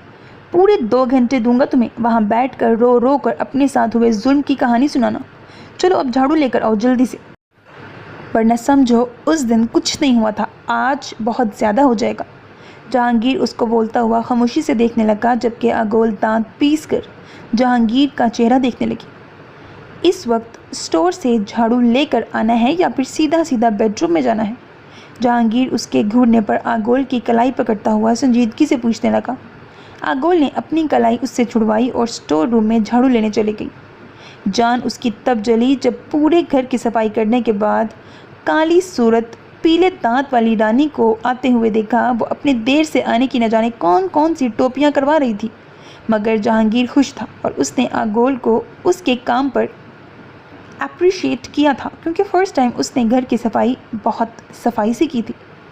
शावर लेते हुए आगोल ने तहैया कर लिया था कि वो मंसूर, फातिमा और रोहान को सब अपने साथ किए गए जहांगीर के सलूक का बताएगी। वो ऐसे बदतमीज़ इंसान को शौहर के रूप में बिल्कुल कबूल नहीं कर सकती। शावर लेकर जब वो बाहर आई तब उसके गम की इंतहा नहीं रही, क्योंकि वार्डरोब के पोर्शन में उसके ड्रेसेस मौजूद नहीं थे। सिर्फ वही कपड़े मौजूद थे जो जहांगीर उसके लिए लेकर आया था। एक ड्रेस निकाल कर उसको पहनने के बाद उसका दुपट्टा हाथ में लेती हुई वो दंदनाती हुई उस कमरे का रुख करने लगी जहां जहांगीर मौजूद था। चटाक। सिटिंग रूम के अंदर से आने वाली ज़ोरदार थप्पड़ की आवाज़ पर आगोल के कदम दरवाजे पर ही रुक गए। कितने पैसे लेने के बाद तुमने उस गरीब इंसान की रिपोर्ट दर्ज की? अगर 2 दिन मैं थाने के चक्कर नहीं लगाऊंगा तो ये सब करोगे तुम लोग मेरे पीछे? आज ही के दिन मैं फ़ौरन मखदूम के घर जाकर उसको उसके पैसे वापस करो, और आइंदा अगर तुमने किसी से नाजायज़ पैसों का मुतालबा किया ना असलम, तो मैं घर बुलाकर तुम्हें नहीं समझाऊंगा, बल्कि पुलिस स्टेशन में सबके सामने अच्छी तरह समझाऊंगा। जहांगीर कांस्टेबल असलम पर बरहम होता हुआ बोला। कांस्टेबल असलम अपने सुर्ख गाल पर हाथ रखकर वहाँ से चला गया तो जहांगीर की नज़र आगोल पर पड़ी, जो कि कमीज़ शलवार में मलबूस, हाथ में दुपट्टा लिए खामोशी से खड़ी उसे देख रही थी। तुम्हें क्या हुआ? जहांगीर उसके पास आकर संजीदगी से पूछने लगा। कुछ नहीं। वो जो जहांगीर से अपने कपड़े के बारे में पूछने आई थी उसको गुस्से में देखकर नफ़ी में सर हिलाती हुई बोली।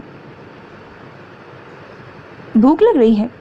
जहांगीर आगोल के हाथ से दुपट्टा लेकर उसके गले में डालता हुआ गौर से उसको देखकर पूछने लगा। नहीं, कुछ खास नहीं लग रही। कहीं वो उसे भी थप्पड़ ना खिला दे। आगोल आहिस्ता आवाज़ में बोलती हुई वहाँ से जाने लगी तो जहांगीर ने उसका हाथ पकड़ा। میں نے تم سے پوچھا نہیں ہے بلکہ تمہیں بتا رہا ہوں کہ مجھے بھوک لگ رہی ہے۔ جہانگیر آگول کو دیکھتا ہوا بولا۔ آگول نے اسے کھا جانے والی نظروں سے دیکھا۔ اسے لگا جیسے کہ جہانگیر اپنی مسکراہٹ چھپا رہا ہو۔ تو میں کیا کر سکتی ہوں اس سلسلے میں؟ آگول ضبط سے کام لیتی ہوئی جہانگیر کو بولی۔ جب سلسلہ تم سے جڑا ہے تو پھر تمہیں ہی کچھ کرنا ہوگا۔ لائٹ گرین کلر کے کپڑوں میں وہ تپی تپی سی جہانگیر کو کافی اٹریکٹ کر رہی تھی۔ جہانگیر نے اسے دونوں شانوں سے تھاما، اس کا رخ پھیر کر اپنے ہاتھ سے اس کے شانوں پر دباؤ ڈالتا ہوا اسے کچن میں لے جانے لگا۔ آؤ، آج میں تمہیں چکن چیز سینڈوچ بنانا سکھاتا ہوں، بہت ہی ایزی ہے، جہانگیر دوستانہ لہجے میں کہتا ہوا ایک بار دوبارہ اسے سینڈوچ بنانے کا طریقہ بتانے لگا۔ آگول ضبط کرتی ہوئی وہاں خاموش کھڑی رہی۔ جیسے ہی سینڈوچ تیار ہوا وہ بغیر پلیٹ کی طرف دیکھے بیڈ روم میں چلی گئی اور بیڈ پر لیٹ کر رونے لگی۔ دوپہر کے 3 بج رہے تھے اور شام میں اسے اپنے میکے جانا تھا، اور یہ شام کب آنی تھی؟ وہ شدت سے انتظار کرتے کرتے سو گئی۔ چینج کر لیا؟ جہانگیر کمرے میں آتے ہی آگول سے پوچھنے لگا، مگر وہ بیڈ سے نیچے ٹانگیں لٹکا کر بیٹھی ہوئی رو رہی تھی۔ جہانگیر نے دیکھا اس نے آسمانی رنگ کا کلیوں والا فراک پہنا ہوا تھا جس میں وہ بہت خوبصورت لگ رہی تھی۔ کس قسم کے کپڑے ہیں یہ جہانگیر؟ مجھے نہیں پہننا یہ ڈریس، میں چینج کر رہی ہوں، وہ اپنے آنسو ضبط کرتے ہوئے غصے سے بولی۔ کوئی ضرورت نہیں ہے چینج کرنے کی، اچھی لگ رہی ہو، جہانگیر بے ساختہ بولتا ہوا اس کے پاس آیا۔ اس کے دماغ سے یہ جملہ ٹکرایا کہ جہانگیر نے اسے ابھی کہا کہ وہ اچھی لگ رہی ہے۔ میں اچھی لگ رہی ہوں آپ کو؟ وہ جہانگیر کا جملہ پکڑ کر اس سے پوچھنے لگی۔ جہانگیر چونک کر نظر اٹھا کر اسے دیکھنے لگا۔ اچھی تمیز والی ڈریسنگ میں لڑکیاں اچھی ہی لگتی ہیں۔ آگول جہانگیر کی بات سن کر اسے غصے سے گھورنے لگی۔ ہر وقت منہ کیوں بنا رہتا ہے تمہارا؟ مطلب وہی تھا میرا کہ اچھی لگ رہی ہو۔ ہاں، تعریف کرتے ہوئے تو پیسے خرچ ہوتے ہیں نا اس شخص کے، مڈل کلاس آدمی۔ آگول سر جھٹک کر سوچنے لگی اور غور سے جہانگیر کی ڈریسنگ دیکھنے لگی۔ لائٹ گرے کلر کی شرٹ پر بلیک ڈریس پینٹ میں وہ اتنا برا بھی نہیں لگ رہا تھا۔ اف، کیا ہو جاتا اگر اس کا کلر تھوڑا سا اور فیئر ہوتا۔ وہ جہانگیر کے نقش غور سے دیکھنے لگی، بغیر اس کی نظریں محسوس کیے۔ جہانگیر نے بیڈ سے اس کا دوپٹہ اٹھایا۔ میں پہن لیتی ہوں، آگول ایک دم گھبراتی ہوئی بولی تو جہانگیر کمرے سے باہر نکل گیا۔ توبہ، کتنا خطرناک آدمی ہے یہ، آگول جہانگیر کو باہر جاتا ہوا دیکھ کر سوچنے لگی۔ شام 8 بجے کا وقت تھا جب جہانگیر آگول کے ساتھ اپنے سسرال پہنچا۔ کیونکہ وہ اپنے سسرال میں فرسٹ ٹائم آیا تھا اور یہ بہن کا بھی سسرال تھا، اسی لیے فروٹ، مٹھائیاں، اینا کا فیوریٹ کیک اور بہت سارا سامان پیک کروا کر لایا تھا۔ منصور اور فاطمہ نے اس کا پٹ تپاک طریقے سے استقبال کیا۔ آگول منصور اور فاطمہ سے مل کر جہانگیر کے ہی برابر میں بیٹھ گئی۔ وہ خاموش تھی، شاید اپنے ماں باپ سے ناراض بھی۔ تبھی لیونگ روم میں روحان داخل ہوا۔ اس کے ہاتھ میں پھولوں کا بوکے تھا جو اس نے زاہدہ سے کہہ کر اپنے بیڈ روم میں رکھنے کو کہا تھا۔ شاید وہ آفس سے ابھی آیا تھا۔ جہانگیر سے وہ نارمل انداز میں ملا تھا، مگر آگول کو وہ پیار کرتا ہوا اپنے ساتھ والے صوفے پر بٹھا چکا تھا۔ آنٹی، اینا نظر نہیں آ رہی؟ روحان نے بھی اینا کی غیر موجودگی کو محسوس کیا تھا، مگر جہانگیر کے فاطمہ سے پوچھنے پر روحان بھی فاطمہ کو دیکھنے لگا۔ تمہاری آمد کا سن کر دوپہر سے کچن میں مصروف تھی، میرے منع کرنے کے باوجود آج رات کا ڈنر اسی نے بنایا ہے، بس ابھی فریش ہو کر آتی ہوگی، فاطمہ مسکراتی ہوئی جہانگیر کو بتانے لگی تو جہانگیر سر ہلا کر خاموش ہو گیا۔ آنٹی، صرف بھائی کی آمد ہی نہیں، بھابھی کی بھی آمد میرے لیے اہم ہے، اینا کمرے کے اندر آ کر مسکرا کر بولی۔ سب کو بآواز سلام کرتی ہوئی آگول سے ملی۔ شادی والے دن کی بانسبت آگول بھی اس سے خوش دلی سے ملی۔ اینا اسے اچھی لڑکی لگی، مگر کیا ہی تھا جو وہ اسے بھابھی کی بجائے نند کہہ کر مخاطب کرتی۔ روحان غور سے آگول سے ملتی ہوئی اپنی بیوی کو دیکھنے لگا۔ اس نے روحان کی طرف نظر اٹھا کر دیکھا بھی نہیں تھا۔ صبح والے واقعے سے شاید وہ بہت زیادہ ہرٹ ہوئی تھی، مگر وہ اپنی بیوی کو بیڈ روم میں جا کر منا لے گا، روحان ایسا سوچنے لگا۔ اینا آگول سے ملنے کے بعد جہانگیر کے پاس آئی تو وہ مسکرا کر اپنی جگہ سے کھڑا ہو گیا۔ آپ کو آج صبح سے بہت مس کر رہی تھی میں، اینا نے بولتے ہوئے جہانگیر کے سینے پر سر رکھ کر بہت سی نمی کو آنکھوں میں لائے بغیر اپنے اندر اتارا تھا۔ یہاں دیکھو، ٹھیک ہو تم؟ جہانگیر جانچتی ہوئی نظروں سے اسے دیکھ کر پوچھنے لگا تو اینا بھرپور مسکراہٹ کے ساتھ سر اقرار میں ہلا کر اپنے بھائی کو مطمئن کرنے لگی اور جہانگیر کے برابر میں ہی بیٹھ گئی۔ تھوڑی دیر ہلکی پھلکی گفتگو کے بعد کھانے کا دور چلا۔ آگول نے نوٹ کیا جہانگیر اینا سے کس طرح مسکرا کے بات کر رہا تھا۔ ایسے ہی نرم مسکراہٹ کے ساتھ وہ اپنی دی جان سے بھی بات کرتا تھا، مگر اس سے فاطمہ نے 2 بار اسے ڈنر سے پہلے بھی روم میں بلایا تھا، مگر آگول نے سنی انسنی کر دی۔ وہ جانتی تھی فاطمہ اسے اکیلے میں جہانگیر کے رویے کے بارے میں جاننے کے لیے بلا رہی تھی، مگر یہ بات وہ فاطمہ کو اکیلے میں نہیں آج سب کے سامنے بتانے والی تھی۔ ڈنر کے بعد تم نے کھانا کافی اچھا بنایا تھا۔ میں تمہیں بھابھی یا آپ جناب کہہ کر بالکل مخاطب نہیں کروں گی، مائنڈ مت کرنا۔ ڈنر کے بعد آگول اینا سے مسکرا کر بولی اور دوبارہ روحان کے پاس ہی صوفے پر بیٹھی تھی، کیونکہ سامنے جہانگیر بیٹھا تھا اور اب وہ سب کچھ بتاتے ہوئے اس کے تاثرات دیکھنا چاہتی تھی۔ تکلف والا رشتہ مجھے بھی پسند نہیں، آگول کو دیکھ کر اینا مسکراتی ہوئی بولی اور باری باری سب کو کافی سرو کرنے لگی۔ یار تم نے شادی سے پہلے بتایا نہیں کہ کھانا بنانے والی بھی کوالٹی ہے تمہارے اندر۔ اینا کتنی دیر سے روحان کو اگنور کر رہی تھی، اس کی طرف دیکھ بھی نہیں رہی تھی، تبھی روحان اینا کے ہاتھ سے کافی لیتا ہوا بولا، آپ نے بھی تو اپنے ہاتھ اٹھانے والی کوالٹی کا شادی سے پہلے کبھی ذکر نہیں کیا تھا۔ اینا مسکراتی ہوئی روحان کو دیکھ کر بولی اور جا کر سنگل صوفے پر بیٹھ گئی۔ روحان کے ساتھ روم میں موجود تمام افراد کو سانپ سونگھ گیا۔ سبھی اینا کی طرف دیکھنے لگے اور وہ اپنے مگ سے کافی کا سپ لینے لگی۔ اینا یہاں دیکھو میری طرف اور مجھے پوری بات بتاؤ۔ جہانگیر کافی کا مگ ٹیبل پر رکھتا ہوا کھڑا ہو گیا۔ اینا کمرے میں جاؤ فوراً۔ روحان صوفے سے اٹھتا ہوا اینا کو دیکھ کر بولا۔ ماحول میں سنگینی پھیلتی ہوئی محسوس ہوئی تو آگول اور منصور بھی اپنی اپنی جگہ سے اٹھے، جبکہ فاطمہ حیرت سے اینا کو صوفے پر بیٹھا ہوا دیکھ رہی تھی۔ تم نے میری بہن پر ہاتھ اٹھایا ہے رونی؟ جہانگیر روحان کے پاس آتا ہوا بولا۔ اس سے پہلے کہ روحان جہانگیر کو کچھ بولتا، جہانگیر نے اس کے ساتھ کھڑی آگول کے منہ پر تھپڑ مارا۔ جہانگیر کے رد عمل پر کمرے میں موجود تمام افراد ایک دم سکتے میں آ گئے۔ تمہاری ہمت کیسے ہوئی ڈیڈی میری بہن پر ہاتھ اٹھانے کی؟ سب سے پہلے روحان کا سکتہ ٹوٹا تھا۔ وہ غصے میں چیختا ہوا جہانگیر کی طرف بڑھا۔ روحان نے جہانگیر کا گریبان پکڑا تو جہانگیر نے جھٹکے سے اپنا گریبان چھڑوا کر اسے دھکا دیا۔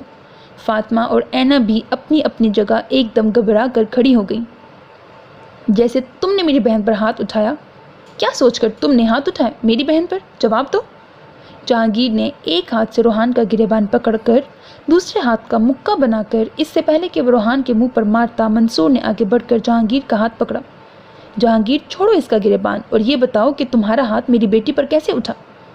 اپنی بیٹی کی شادی میں نے تم سے اسی لیے کروائی تھی؟ اتنا بے بول سمجھ لیا ہے تم نے میری بیٹی کو کہ میرے سامنے ہی اسے مار دیا۔ جہانگیر اور روحان دونوں ایک دوسرے کو خونخوار نظروں سے دیکھ رہے تھے جب منصور غصے میں جہانگیر سے پوچھنے لگا، بے مول تو میری بہن بھی نہیں ہے انکل جو آپ کا بیٹا میری بہن پر اپنا ہاتھ صاف کرے۔ نہ ہی میں نے اپنی بہن کی شادی یہاں پر اسی لیے کروائی تھی کہ اس کے ساتھ ایسا سلوک کیا جائے۔ یہی تھپڑ میں اس کے منہ پر بھی مار سکتا تھا، مگر میں چاہتا ہوں اسے بھی میری تکلیف کا اندازہ ہو۔ جہانگیر منصور کو دیکھتا ہوا بولا، اور میری بیٹی کی تکلیف، اس کی تذلیل، وہ کوئی معنی نہیں رکھتی تمہاری نظر میں؟ آگول اس کی بہن ہونے سے پہلے میری بیٹی ہے، یہ تکلیف تو تم نے مجھے بھی دی ہے۔ اب بتاؤ میں تم سے اس تکلیف کا کیسے بدلہ نکالوں؟ منصور کی بات سن کر جہانگیر خاموش ہو گیا اور آگول پر اس کی نظر گئی جو آنکھوں میں آنسو بھرے جہانگیر کو ہی دیکھ رہی تھی۔ جہانگیر کے دیکھنے پر آگول وہاں پر رکی نہیں بلکہ اپنے کمرے کی طرف چلی گئی۔ فساد کی جڑ۔ فاطمہ اینا کو دیکھ کر بڑبڑاتی ہوئی آگول کے پیچھے اس کے کمرے میں گئی اور اینا اسے ذرا اندازہ نہیں تھا جہانگیر غصے میں ایسا کرے گا۔ بیٹا اس نے کس بات پر آپ پر ہاتھ اٹھایا؟ میں اسے نہیں پوچھوں گا، آپ مجھے بتائیں۔ آگول اور فاطمہ کے جانے کے بعد منصور اینا کو دیکھتا ہوا اس سے پوچھنے لگا، ڈیڈی وہ ہم دونوں ہسبینڈ وائف کا پرسنل میٹر ہے، پلیز میں نہیں چاہتا وہ یہاں ڈسکس ہو۔ اینا کے کچھ بولنے سے پہلے روحان جلدی سے بولا اور اینا کے پاس آیا، صبح جو بھی ہوا اس کے لیے میں شرمندہ ہوں، پلیز اپنے روم میں چلو۔ روحان اینا کو دیکھ کر آہستگی سے بولا۔ اینا نے روحان کی آنکھوں میں دیکھا، اس کا انداز عاجزانہ تھا مگر آنکھوں میں تنبیہ۔ وہ اب تمہارے روم میں نہیں جائے گی، میرے ساتھ میرے گھر جائے گی۔ اپنی بہن کی ذات کا مزید تماشا نہیں بننے دوں گا میں۔ جہانگیر غصے میں روحان کو دیکھتا ہوا بولا، یہ بیوی ہے میری۔ روحان جہانگیر کو آنکھیں دکھاتا ہوا جتانے لگا، روحان خاموش ہو جا، ٹھیک ہے جہانگیر، تم اپنی بہن کو یہاں سے لے کر جاؤ، اب آگول بھی تمہارے ساتھ نہیں جائے گی بلکہ یہیں رہے گی۔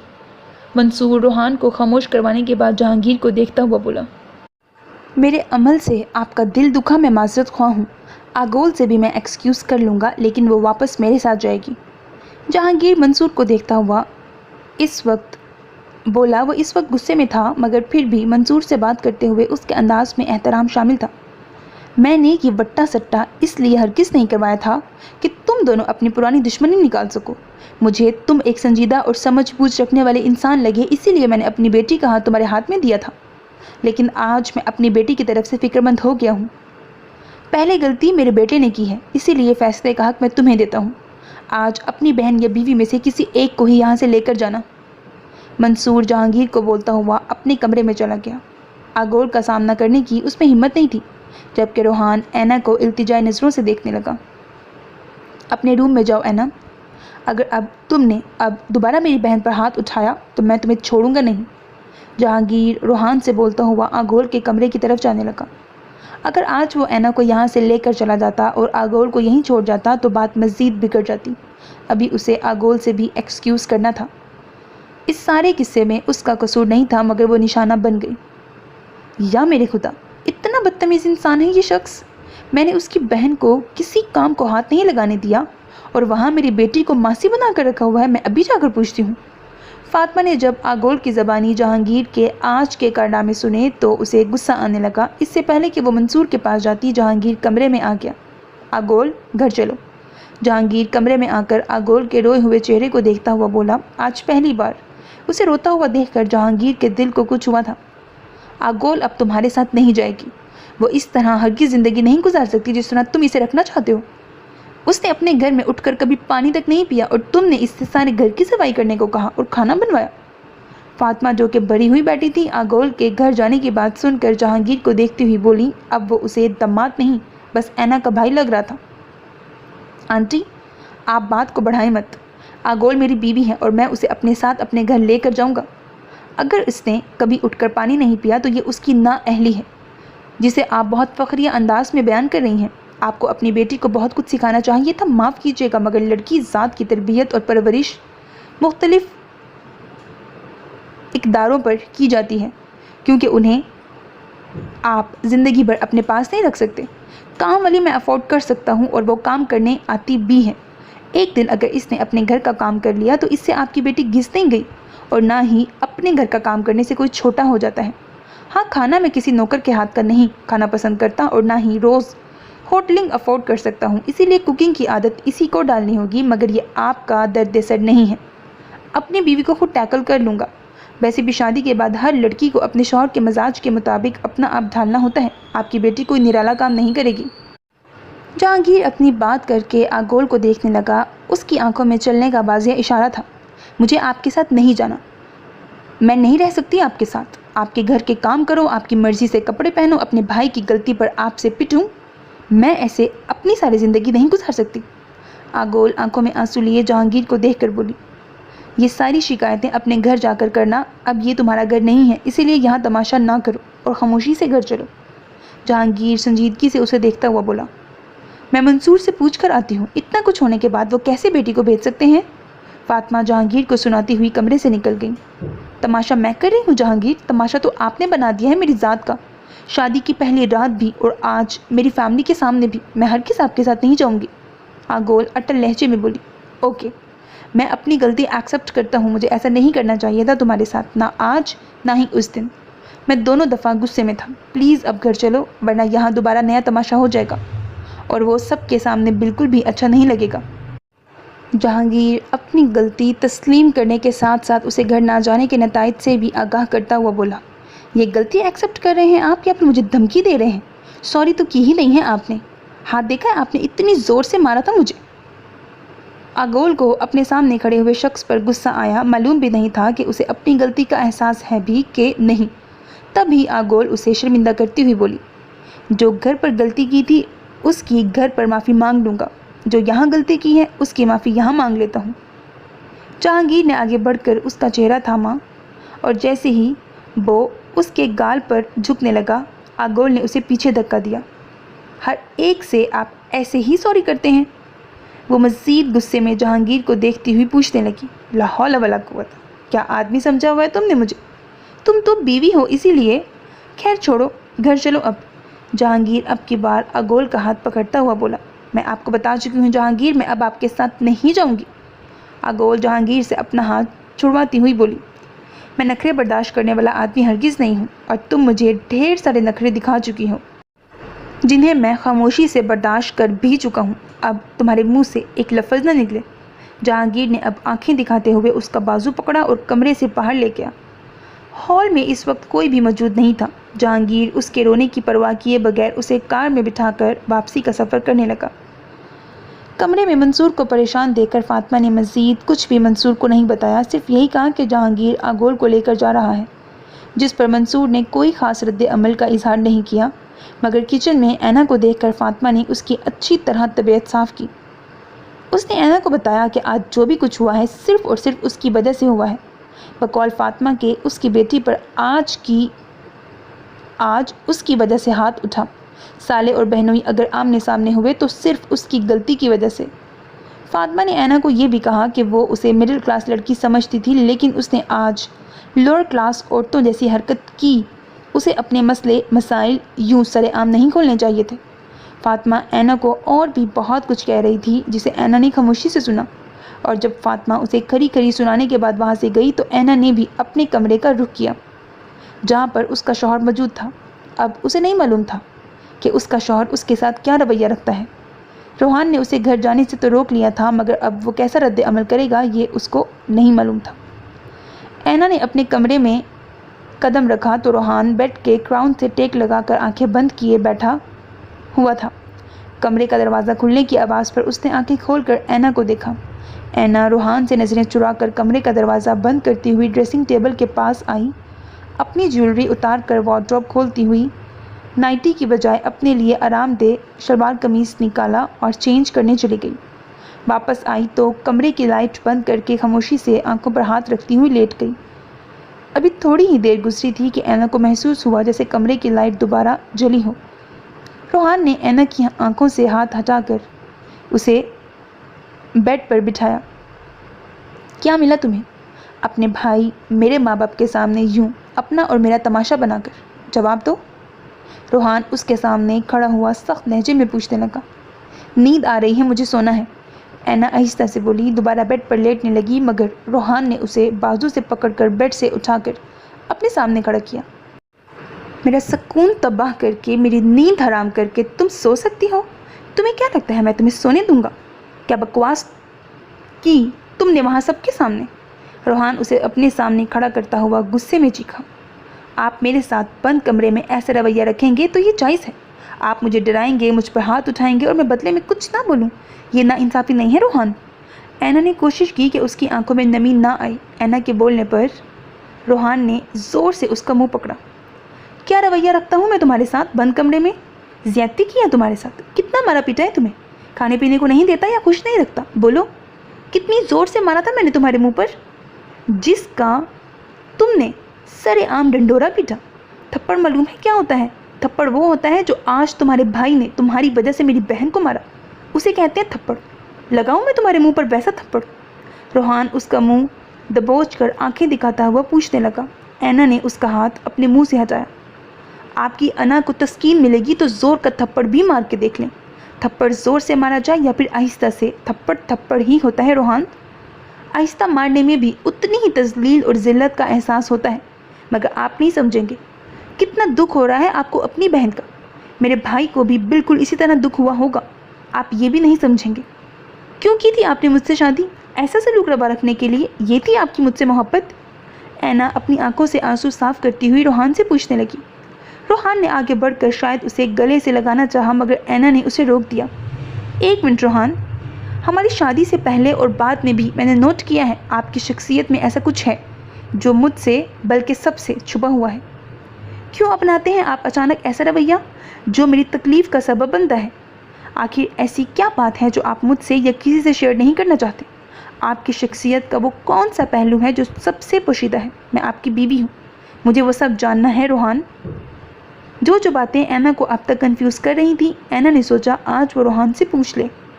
روحان اس کی بات تحمل سے سن کر اس کے پاس آیا، اسے شانوں سے تھام کر بیڈ پر بٹھایا اور خود بیڈ سے نیچے بیٹھ کر اس نے اینا کے دونوں ہاتھ تھام لیے۔ میری کالج کے زمانے سے ہی جیڈی سے کبھی نہیں بنی۔ جب مجھے یہ بات معلوم ہوئی کہ تم جیڈی کی بہن ہو تب بھی میری محبت میں کوئی کمی نہیں آئی۔ اینا، میں نے تم سے شادی کی ہے، تمہارے ساتھ فیئر طریقے سے زندگی گزارنا چاہتا ہوں۔ کچھ باتیں ہیں جو میں تم سے شیئر نہیں کر سکتا، بلکہ کسی سے بھی نہیں کر سکتا، مگر ان باتوں سے تمہارا کوئی تعلق بھی نہیں ہے، اسی لیے تم ان باتوں کے پیچھے نہیں پڑو گی، نہ مجھ سے سوال کرو گی، نہ کچھ کرے دو گی اور نہ ہی کسی دوسرے سے ڈسکس کرو گی۔ تم ایسا کرو گی اینا، ایسا تمہیں کرنا پڑے گا۔ آخری جملہ ادا کرتے ہوئے اس نے اپنے ہاتھ سے اینا کے ہاتھ پر دباؤ ڈالا تھا، مگر روحان یہ سب اینا نے بولنا چاہا تب روحان نے اس کے ہونٹوں پر اپنی انگلی رکھتے ہوئے اسے خاموش کروایا۔ یہ وہ اگر مگر کچھ نہیں، آج کے بعد ہم دوبارہ اس ٹاپک پر کبھی کوئی ڈسکشن نہیں کریں گے، اب سو جاؤ۔ روحان اینا کو بیڈ پر لٹانے کے بعد لائٹ بند کرتا ہوا خود بھی بیڈ پر لیٹ گیا۔ گاڑی جیسے ہی پورش میں آ کر رکی، اگول روتی ہوئی گاڑی کے اندر سے اتر کر گھر کے اندر داخل ہوئی۔ جہانگیر بالکل خاموش اس کے پیچھے گھر کے اندر داخل ہوا۔ لاؤنج کے اندر انٹر ہوتے ہی اگول نے ہاتھ میں موجود کلچ زور سے دیوار پر کھینچ کر مارا اور گلے میں موجود اپنے دوپٹے کو اتار کر کرسی پر پھینکتی ہوئی وہ بیڈ روم میں چلی گئی۔ جہانگیر خاموشی سے اس کا کلچ اور دوپٹہ اٹھاتا ہوا بیڈ روم کے اندر داخل ہوا۔ ہوا میں اڑتی ہوئی سینڈل اس کی طرف آئی، اگر وہ سائڈ پر نہ ہوتا تو یقیناً وہ سینڈل جہانگیر کے سر پر لگتی، جبکہ دوسری سینڈل کو اتار کر زور سے باتھ روم کے دروازے پر مارا گیا تھا۔ کوئی اور وقت ہوتا تو وہ اگول کا دماغ 2 منٹ میں درست کر دیتا، مگر ابھی وہ خاموشی سے اگول کی ساری بدتمیزی برداشت کر رہا تھا۔ وہ اب روتی ہوئی اپنے کانوں سے ایئر رنگز کے بعد چوڑیاں اتار کر کوئی چیز کہیں تو کوئی کہیں پھینک رہی تھی۔ آخر میں وہ بالوں سے بینڈ اتار کر اپنے بال کھولتی ہوئی بیڈ پر اوندھے منہ لیٹ کر رونے لگی۔ جہانگیر خاموشی سے ایک ایک کر کے اس کی ساری جیولری اٹھا کر ڈریسنگ ٹیبل پر رکھتا ہوا دراز میں اس کا کلچ رکھنے لگا۔ وارڈروب سے اپنے کپڑے لے کر چینج کرنے چلا گیا۔ واپس آیا تو وہ ابھی بھی اوندھے منہ لیٹی ہوئی رونے میں مصروف تھی۔ جہانگیر خاموشی سے اس کے پاس آیا۔ جہانگیر نے اس کو پکڑ کر بیڈ پر بٹھایا۔ آپ نے اگر مجھے ذرا بھی ٹچ کیا نا جہانگیر تو میں جان لے لوں گی آپ کی۔ اگول غصے میں اسے دھمکاتی ہوئی بولی۔ اس کی سفید رنگت رونے اور غصے کی وجہ سے سرخ ہو چکی تھی۔ مگر تم خود چاہتی تھی کہ میں تم سے سوری کہوں۔ جہانگیر اس کے پاس بیٹھتا ہوا نرمی سے بولا اور اگول کا ہاتھ تھام لیا۔ ہماری شادی والے دن میں نے تمہارا دل دکھایا، وہ ٹھیک نہیں تھا۔ میرے عمل سے آج تم ہرٹ ہوئی، تمہارا غصہ بھی جائز ہے، مجھے ایسا نہیں کرنا چاہیے تھا۔ ہماری شادی سے پہلے اور جب میری باتوں اور میرے عمل کی وجہ سے تمہارا دل دکھا ہو، میں ان سب کے لیے تم سے سچے دل سے معافی مانگتا ہوں۔ I am sorry. جہانگیر نرمی سے اس کا ہاتھ اپنے انگوٹھے سے سہلاتا ہوا بے حد نرم لہجے میں بولتا ہوا اگول کو دیکھنے لگا۔ وہ بھی خاموشی سے جہانگیر کو دیکھ رہی تھی۔ اندر کہیں اسے خوشی بھی ہوئی کہ وہ اس سے معافی مانگ رہا ہے، یقیناً اس سے مرغوب ہو کر جبھی وہ اس کے سامنے جھک رہا تھا، مگر کیا یہ شخص کو اتنی جلدی معاف کرنا چاہیے تھا؟ اگول دل ہی دل میں سوچنے لگی۔ ٹھیک ہے، آپ نے معافی مانگ لی، اب لائٹ بند کر دیں، مجھے سونا ہے۔ اگول نے جہانگیر کے ہاتھوں سے اپنا ہاتھ نکالا، اپنے لہجے میں نرمی اور لچک لائے بغیر وہ بولی اور بیڈ پر لیٹ گئی۔ جہانگیر خاموشی سے چند منٹ اس کو دیکھتا رہا، پھر اس کے پاس سے اٹھ کر لائٹ بند کرتا ہوا اپنی جگہ پر لیٹ گیا۔ یار، یہ والی شرٹ پریس نہیں ہے میری۔ اینا کمفرٹر طے کر رہی تھی تب اسے روحان کی آواز سنائی دی۔ وہ بیزاری سے وارڈروب سے اپنی دوسری شرٹ نکال رہا تھا۔ لائے میں زاہدہ کو بول دیتی ہوں، وہ پریس کر دے گی۔ روحان کی طبیعت میں بیزاری دیکھ کر اینا روحان کے پاس آئی اور اس کے ہاتھوں سے شرٹ لینی چاہی، مگر روحان نے شرٹ پکڑے رکھی۔ وہ اینا کو ہی دیکھ رہا تھا۔ شرٹ چھوڑیں گے تو پریس ہوگی۔ اینا کے بولتے ہوئے اب کی بار شرٹ کھینچی، مگر روحان نے ابھی بھی شرٹ نہیں چھوڑی۔ وہ اب بھی اینا کو ہی دیکھ رہا تھا۔ ابھی تک ناراض ہو؟ روحان نے اس سے اپنائیت بھرے لہجے میں سوال کیا تھا۔ کل صبح سے لے کر اب تک 24 گھنٹے گزر چکے تھے اور وہ اینا کی آنکھوں میں اپنے لیے پیار اور لبوں پر مسکراہٹ نہیں دیکھ پایا تھا۔ میں ناراض نہیں ہوں آپ سے۔ اینا اس سے شرٹ لے کر روم سے باہر نکل گئی۔ زاہدہ؟ اینا روحان کی شرٹ ہاتھ میں تھامے زاہدہ کو پکارتی ہوئی کچن میں گئی، مگر وہاں پر زاہدہ کے ساتھ فاطمہ بھی موجود تھی۔ کیا کام پڑ گیا ہے تمہیں صبح صبح زاہدہ سے؟ فاطمہ نے اینا کے ہاتھ میں موجود روحان کی شرٹ پر نظر ڈالی اور اینا سے پوچھنے لگی۔ روحان کی شرٹ پریس نہیں کی تھی تو وہی بولنے آئی تھی زاہدہ کو؟ اینا کو فاطمہ کے لہجے میں اجنبیت سی محسوس ہوئی۔ دوستانہ رویہ تو اس نے اینا سے شروع دن سے ہی نہیں رکھا تھا، مگر کل رات اینا کو فاطمہ نے جس طرح باتیں سنائی تھیں اس سے اینا کو لگا اس کی ساس سے اس کے تعلقات مزید خراب ہو گئے۔ جمیل خانسامہ نہیں آیا ابھی تک۔ زاہدہ سب کے لیے ناشتہ بنا رہی ہے۔ روحان کی شرٹ تم پریس کرو، بلکہ آج سے روحان کے سارے کام تم ہی کرنا، جیسے آگول جہانگیر کے کام کرتی ہے۔ میری بیٹی کو تو عادت بھی نہیں ہے ان کاموں کی، جبکہ تم نے اپنے گھر میں یہ سارے کام خود ہی کیے ہوں گے۔ انسان کو نہ اپنی عادت نہیں بگاڑنی چاہیے اور نہ ہی اوقات بھولنی چاہیے، فاطمہ اسے چپتے ہوئے لہجے میں بولی۔ اینا نے ایک نظر زاہدہ کو دیکھا جو اسی کو دیکھ رہی تھی، پھر فاطمہ کو دیکھ کر اپنے روم میں جانے کے لیے واپس مڑی۔ شرٹ پریس کرنے کے بعد کچن میں آ کر زاہدہ کی ہیلپ کروا دینا۔ فاطمہ کی آواز پر اینا کے قدم رکے۔ اینا نے مڑ کر فاطمہ کو دیکھا، وہ آنکھوں میں تکبر لیے اسی کو دیکھ رہی تھی۔ اینا جی بول کر وہاں سے دوبارہ اپنے روم میں آ گئی۔ روحان بغیر شرٹ کے کھڑا اسی کا منتظر تھا۔ زاہدہ ناشتہ تیار کر رہی ہے، میں پریس کر دیتی ہوں آپ کی شرٹ۔ اینا خود ہی بولتی ہوئی آئرن سٹینڈ کے پاس آئی۔ رہنے دو یار، ایسا بھی کوئی ضروری نہیں ہے کہ یہی شرٹ پہن کے جاؤں، میں کوئی دوسری شرٹ پہن لیتا ہوں۔ روحان نے اس کے ہاتھ سے اپنی شرٹ لینی چاہی، جسے زور سے اینا نے اپنی طرف کھینچا۔ اپنے گھر کے میں سارے کام خود کرتی آئی ہوں، ابھی سے نہیں، بہت چھوٹی عمر سے۔ ہمارے گھر میں ہر کام کے لیے الگ الگ نوکر نہیں ہیں، عادت ہے مجھے سارے کام کرنے کی، اینا روحان کو جتاتی ہوئی بولی۔ اسے شاید فاطمہ کا رویہ کافی محسوس ہوا تھا، جس کا نزلہ وہ روحان پر اتارنے لگی، مگر سچ تو یہ تھا کہ اس کی استری کرنے سے جان جاتی تھی اور جینٹس کے کپڑے وہ بالکل پریس نہیں کر سکتی تھی، نہ ہی اس سے پینٹ کی کریز صحیح بنتی تھی، اسی لیے جہانگیر اپنے کپڑے خود ہی پریس کرتا تھا۔ روحان خاموش کھڑا حیرت سے اینا کا لب و لہجہ، اس کا بیہیویئر دیکھنے لگا۔ اینا اس کی شرٹ پریس کرنے لگی۔ استری تیز ہونے کے باعث اچانک اس کی شرٹ جل گئی۔ روحان نے چونک کر ایک نظر اپنی شرٹ کو دیکھا، دوسری نظر دوبارہ اینا پر ڈالی جو پوری آنکھیں کھولے روحان کی جلی ہوئی شرٹ دیکھ رہی تھی۔ روحان دوبارہ اسے دیکھنے لگا۔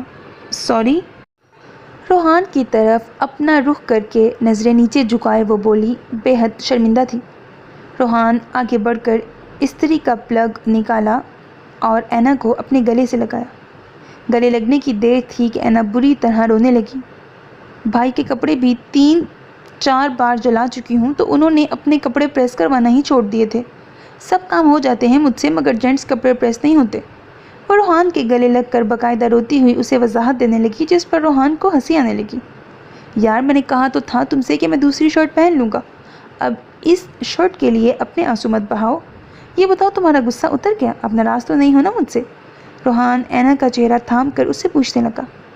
غصہ نہیں کر رہی تھی آپ پر، وہ بس ایسے ہی آ گیا تھا۔ اینا کے بولنے پر روحان نے مسکرا کر اس کی پیشانی پر اپنے ہونٹ رکھے۔ کہاں جا رہی ہو؟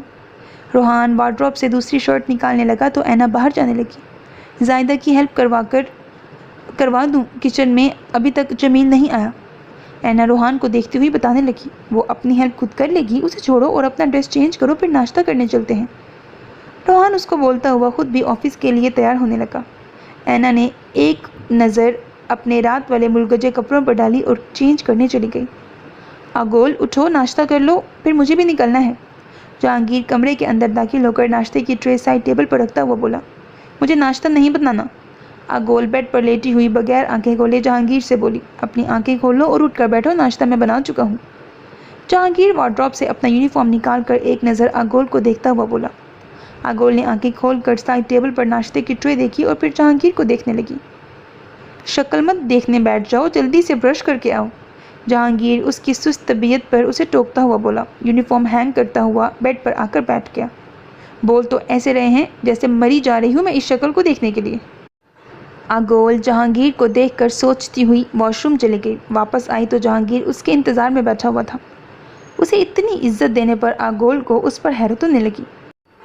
وہ خاموشی سے چلتی ہوئی جہانگیر کے سامنے آ کر بیڈ پر بیٹھ گئی۔ روز اتنا آئلی ناشتہ نہیں کیا جاتا مجھ سے۔ آگول پراٹھا دیکھ کر باقاعدہ منہ بنا کر بولی۔ جہانگیر خاموشی سے اپنی جگہ سے اٹھا اور روم سے باہر نکل گیا۔ آگول ابھی سوچ ہی رہی تھی کہ وہ کہاں گیا ہے۔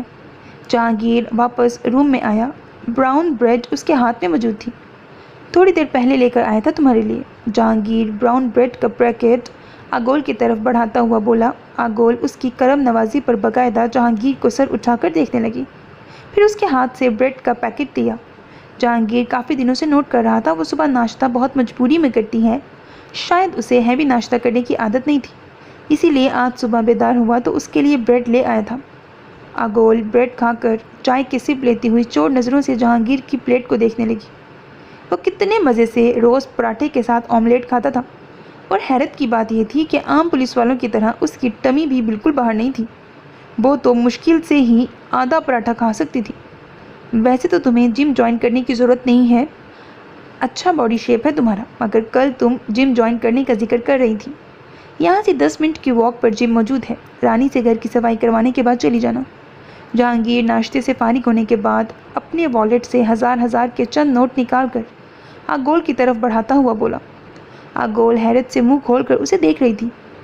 وہ کتنا میسنا تھا، کس طرح اس کے باڈی شیپ پر غور و فکر کرتا تھا، شاید وہ اسے جم کے لیے ایڈمیشن فیس دے رہا تھا۔ آگول نے اس کے ہاتھ سے پیسے لینے کے بعد اس کا والیٹ دیکھا جو کہ جہانگیر دوبارہ اپنی پاکٹ میں رکھنے والا تھا، اس کے ہاتھ سے لے لیا اور کھول کر چند 1000 کے نوٹ مزید نکالنے لگی۔ اتنے میں گزارا کیسے ہوگا میرا، اور بھی دوسری ضرورت کی چیزیں ہوتی ہیں۔ جہانگیر نے بڑی بڑی آنکھیں نکال کر اسے گھورا تو آگول الٹا اس کو گھورتی ہوئی بولی، ہلکا ہاتھ رکھ کر خرچ کرنے کی عادت ڈالو، اب تمہارے ڈیڈی یا بھائی جتنا پیسے نہیں ہیں میرے پاس۔ جہانگیر اس کے ہاتھ سے اپنا والیٹ لے کر واپس اپنی پاکٹ میں رکھتا ہوا بیڈ سے اٹھا۔ آگول اس کی پشت کو دیکھ کر اسے منہ چڑھانے لگی۔ جہانگیر اس کی حرکت آئینے میں دیکھ چکا تھا۔ آگول نے آئینے میں دیکھا تو اپنی حرکت پر شرمندہ ہونے کی بجائے مسکرا کر اسے دیکھنے لگی۔ ویسے اتنے مڈل کلاس بھی نہیں ہیں آپ، وارڈروب تو اچھا خاصا ہے آپ کا، موبائل بھی اتنا مہنگا رکھا ہوا ہے، بس یہ گاڑی جو آپ نے رکھی ہوئی ہے وہ تھوڑی کھٹارا، میرا مطلب ہے پرانے ماڈل کی ہے، اور یہ بیڈ روم کا فرنیچر بہت سمپل ہے۔ چلیں ایسا کرتے ہیں، پہلے ہم بیڈ روم کا فرنیچر چینج کریں گے اور اس کے 1-2 مہینے بعد نیو کار لے لیں گے۔ آگول ہاتھ میں موجود پیسوں کو بیڈ پر رکھتی ہوئی خوشی خوشی اسے آئیڈیا دینے لگی، جسے سن کر جہانگیر اس کے پاس آیا۔ میں ایک مڈل کلاس آدمی ہونے کے ساتھ ساتھ اچھا خاصا کفایت شار انسان بھی ہوں۔ فرنیچر بے شک سمپل ہے مگر یہ اتنا پرانا نہیں ہے، چند ماہ پہلے ہی لیا تھا، اور میری گاڑی جو تمہیں کھٹارا لگ رہی ہے اسے میں 3 سال تک مزید استعمال کرنے کا ارادہ رکھتا ہوں۔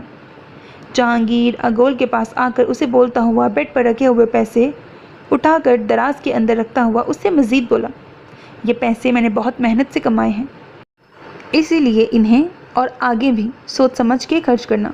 جہانگیر کو اندازہ تھا آگول کو اس کی باتیں پسند نہیں آئی ہوں گی، یا شاید اسے برا بھی لگا ہو، کیونکہ اسے کھلا خرچ کرنے کی عادت ہوگی، لیکن اب اسے جہانگیر کے ساتھ زندگی گزارنی تھی تو یہ سب عادتیں بھی اسے ڈالنی ہوں گی۔ دوسری طرف جہانگیر کی باتیں سن کر تو آگول کا دل ہی گھبرانے لگا۔ یہ جو پیسے اس نے جہانگیر سے لیے تھے اسے ان پیسوں کی ضرورت نہیں تھی، اس کے اکاؤنٹ میں اچھی خاصی رقم موجود تھی، مگر وہ شوہر تھا اس کا تو وہ اس کے پیسوں پر حق رکھتی تھی، اسی لیے اس نے جہانگیر سے پیسے لے لیے تھے۔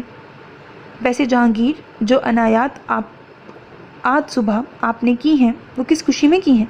مطلب خود سے ناشتہ بنانا اور پیسے دینا، کیا یہ کل رات والی تھپڑ کا مداوع ہے؟ جہانگیر چینج کر کے آیا تو آگول اس کو دیکھ کر پوچھنے لگی، صبح جلدی آنکھ کھل گئی تھی اسی لیے ناشتہ خود بنا لیا، اور یہ پیسے تمہاری پاکٹ منی ہیں، میں اینا کو بھی دیتا تھا، ہاتھ اٹھانے کا مداوع نہیں ہے یہ سب چیزیں، ویسے تو اس کے لیے کل رات تم سے معافی مانگ چکا ہوں، لیکن اگر تم اس کا مداوع چاہتی ہو تو وہ آج رات مداوع کروں گا۔ جہانگیر گہری نظروں سے اس کو دیکھتا ہوا بولا تو آگول اسے نظریں چرا گئی۔ اچھا سنو، آج رات کا کھانا بنانے کی ٹرائی کرنا، جو بھی آسانی سے بن جائے وہ بنا لینا، میں 7 بجے تک آ جاؤں گا۔ جہانگیر نے اس کو نظریں چراتے ہوئے دیکھا تو وہ بولا۔ آگول اس کو گھورنے لگی، آپ کو معلوم ہے نا مجھے کھانا بنانا نہیں آتا، آپ پھر وہی باتیں لے کر بیٹھ گئے ہیں۔ جہانگیر مجھ سے نہیں بنایا جائے گا کھانا۔ آگول اس کو دیکھ کر اب منہ بگاڑ کر بولی، جیسا بھی بنے گا میں کھا لوں گا، بس تم ٹرائی ضرور کرنا، اور اب دروازہ بند کر لو، میں جا رہا ہوں۔ جہانگیر اس کو بولتا ہوا پولیس اسٹیشن کے لیے روانہ ہو گیا۔ سو میرے عزیز listeners, that was the end of this episode. Hope that you like it. اپنا بہت خیال رکھیے گا نیک تمناؤں کے ساتھ. اللہ حافظ.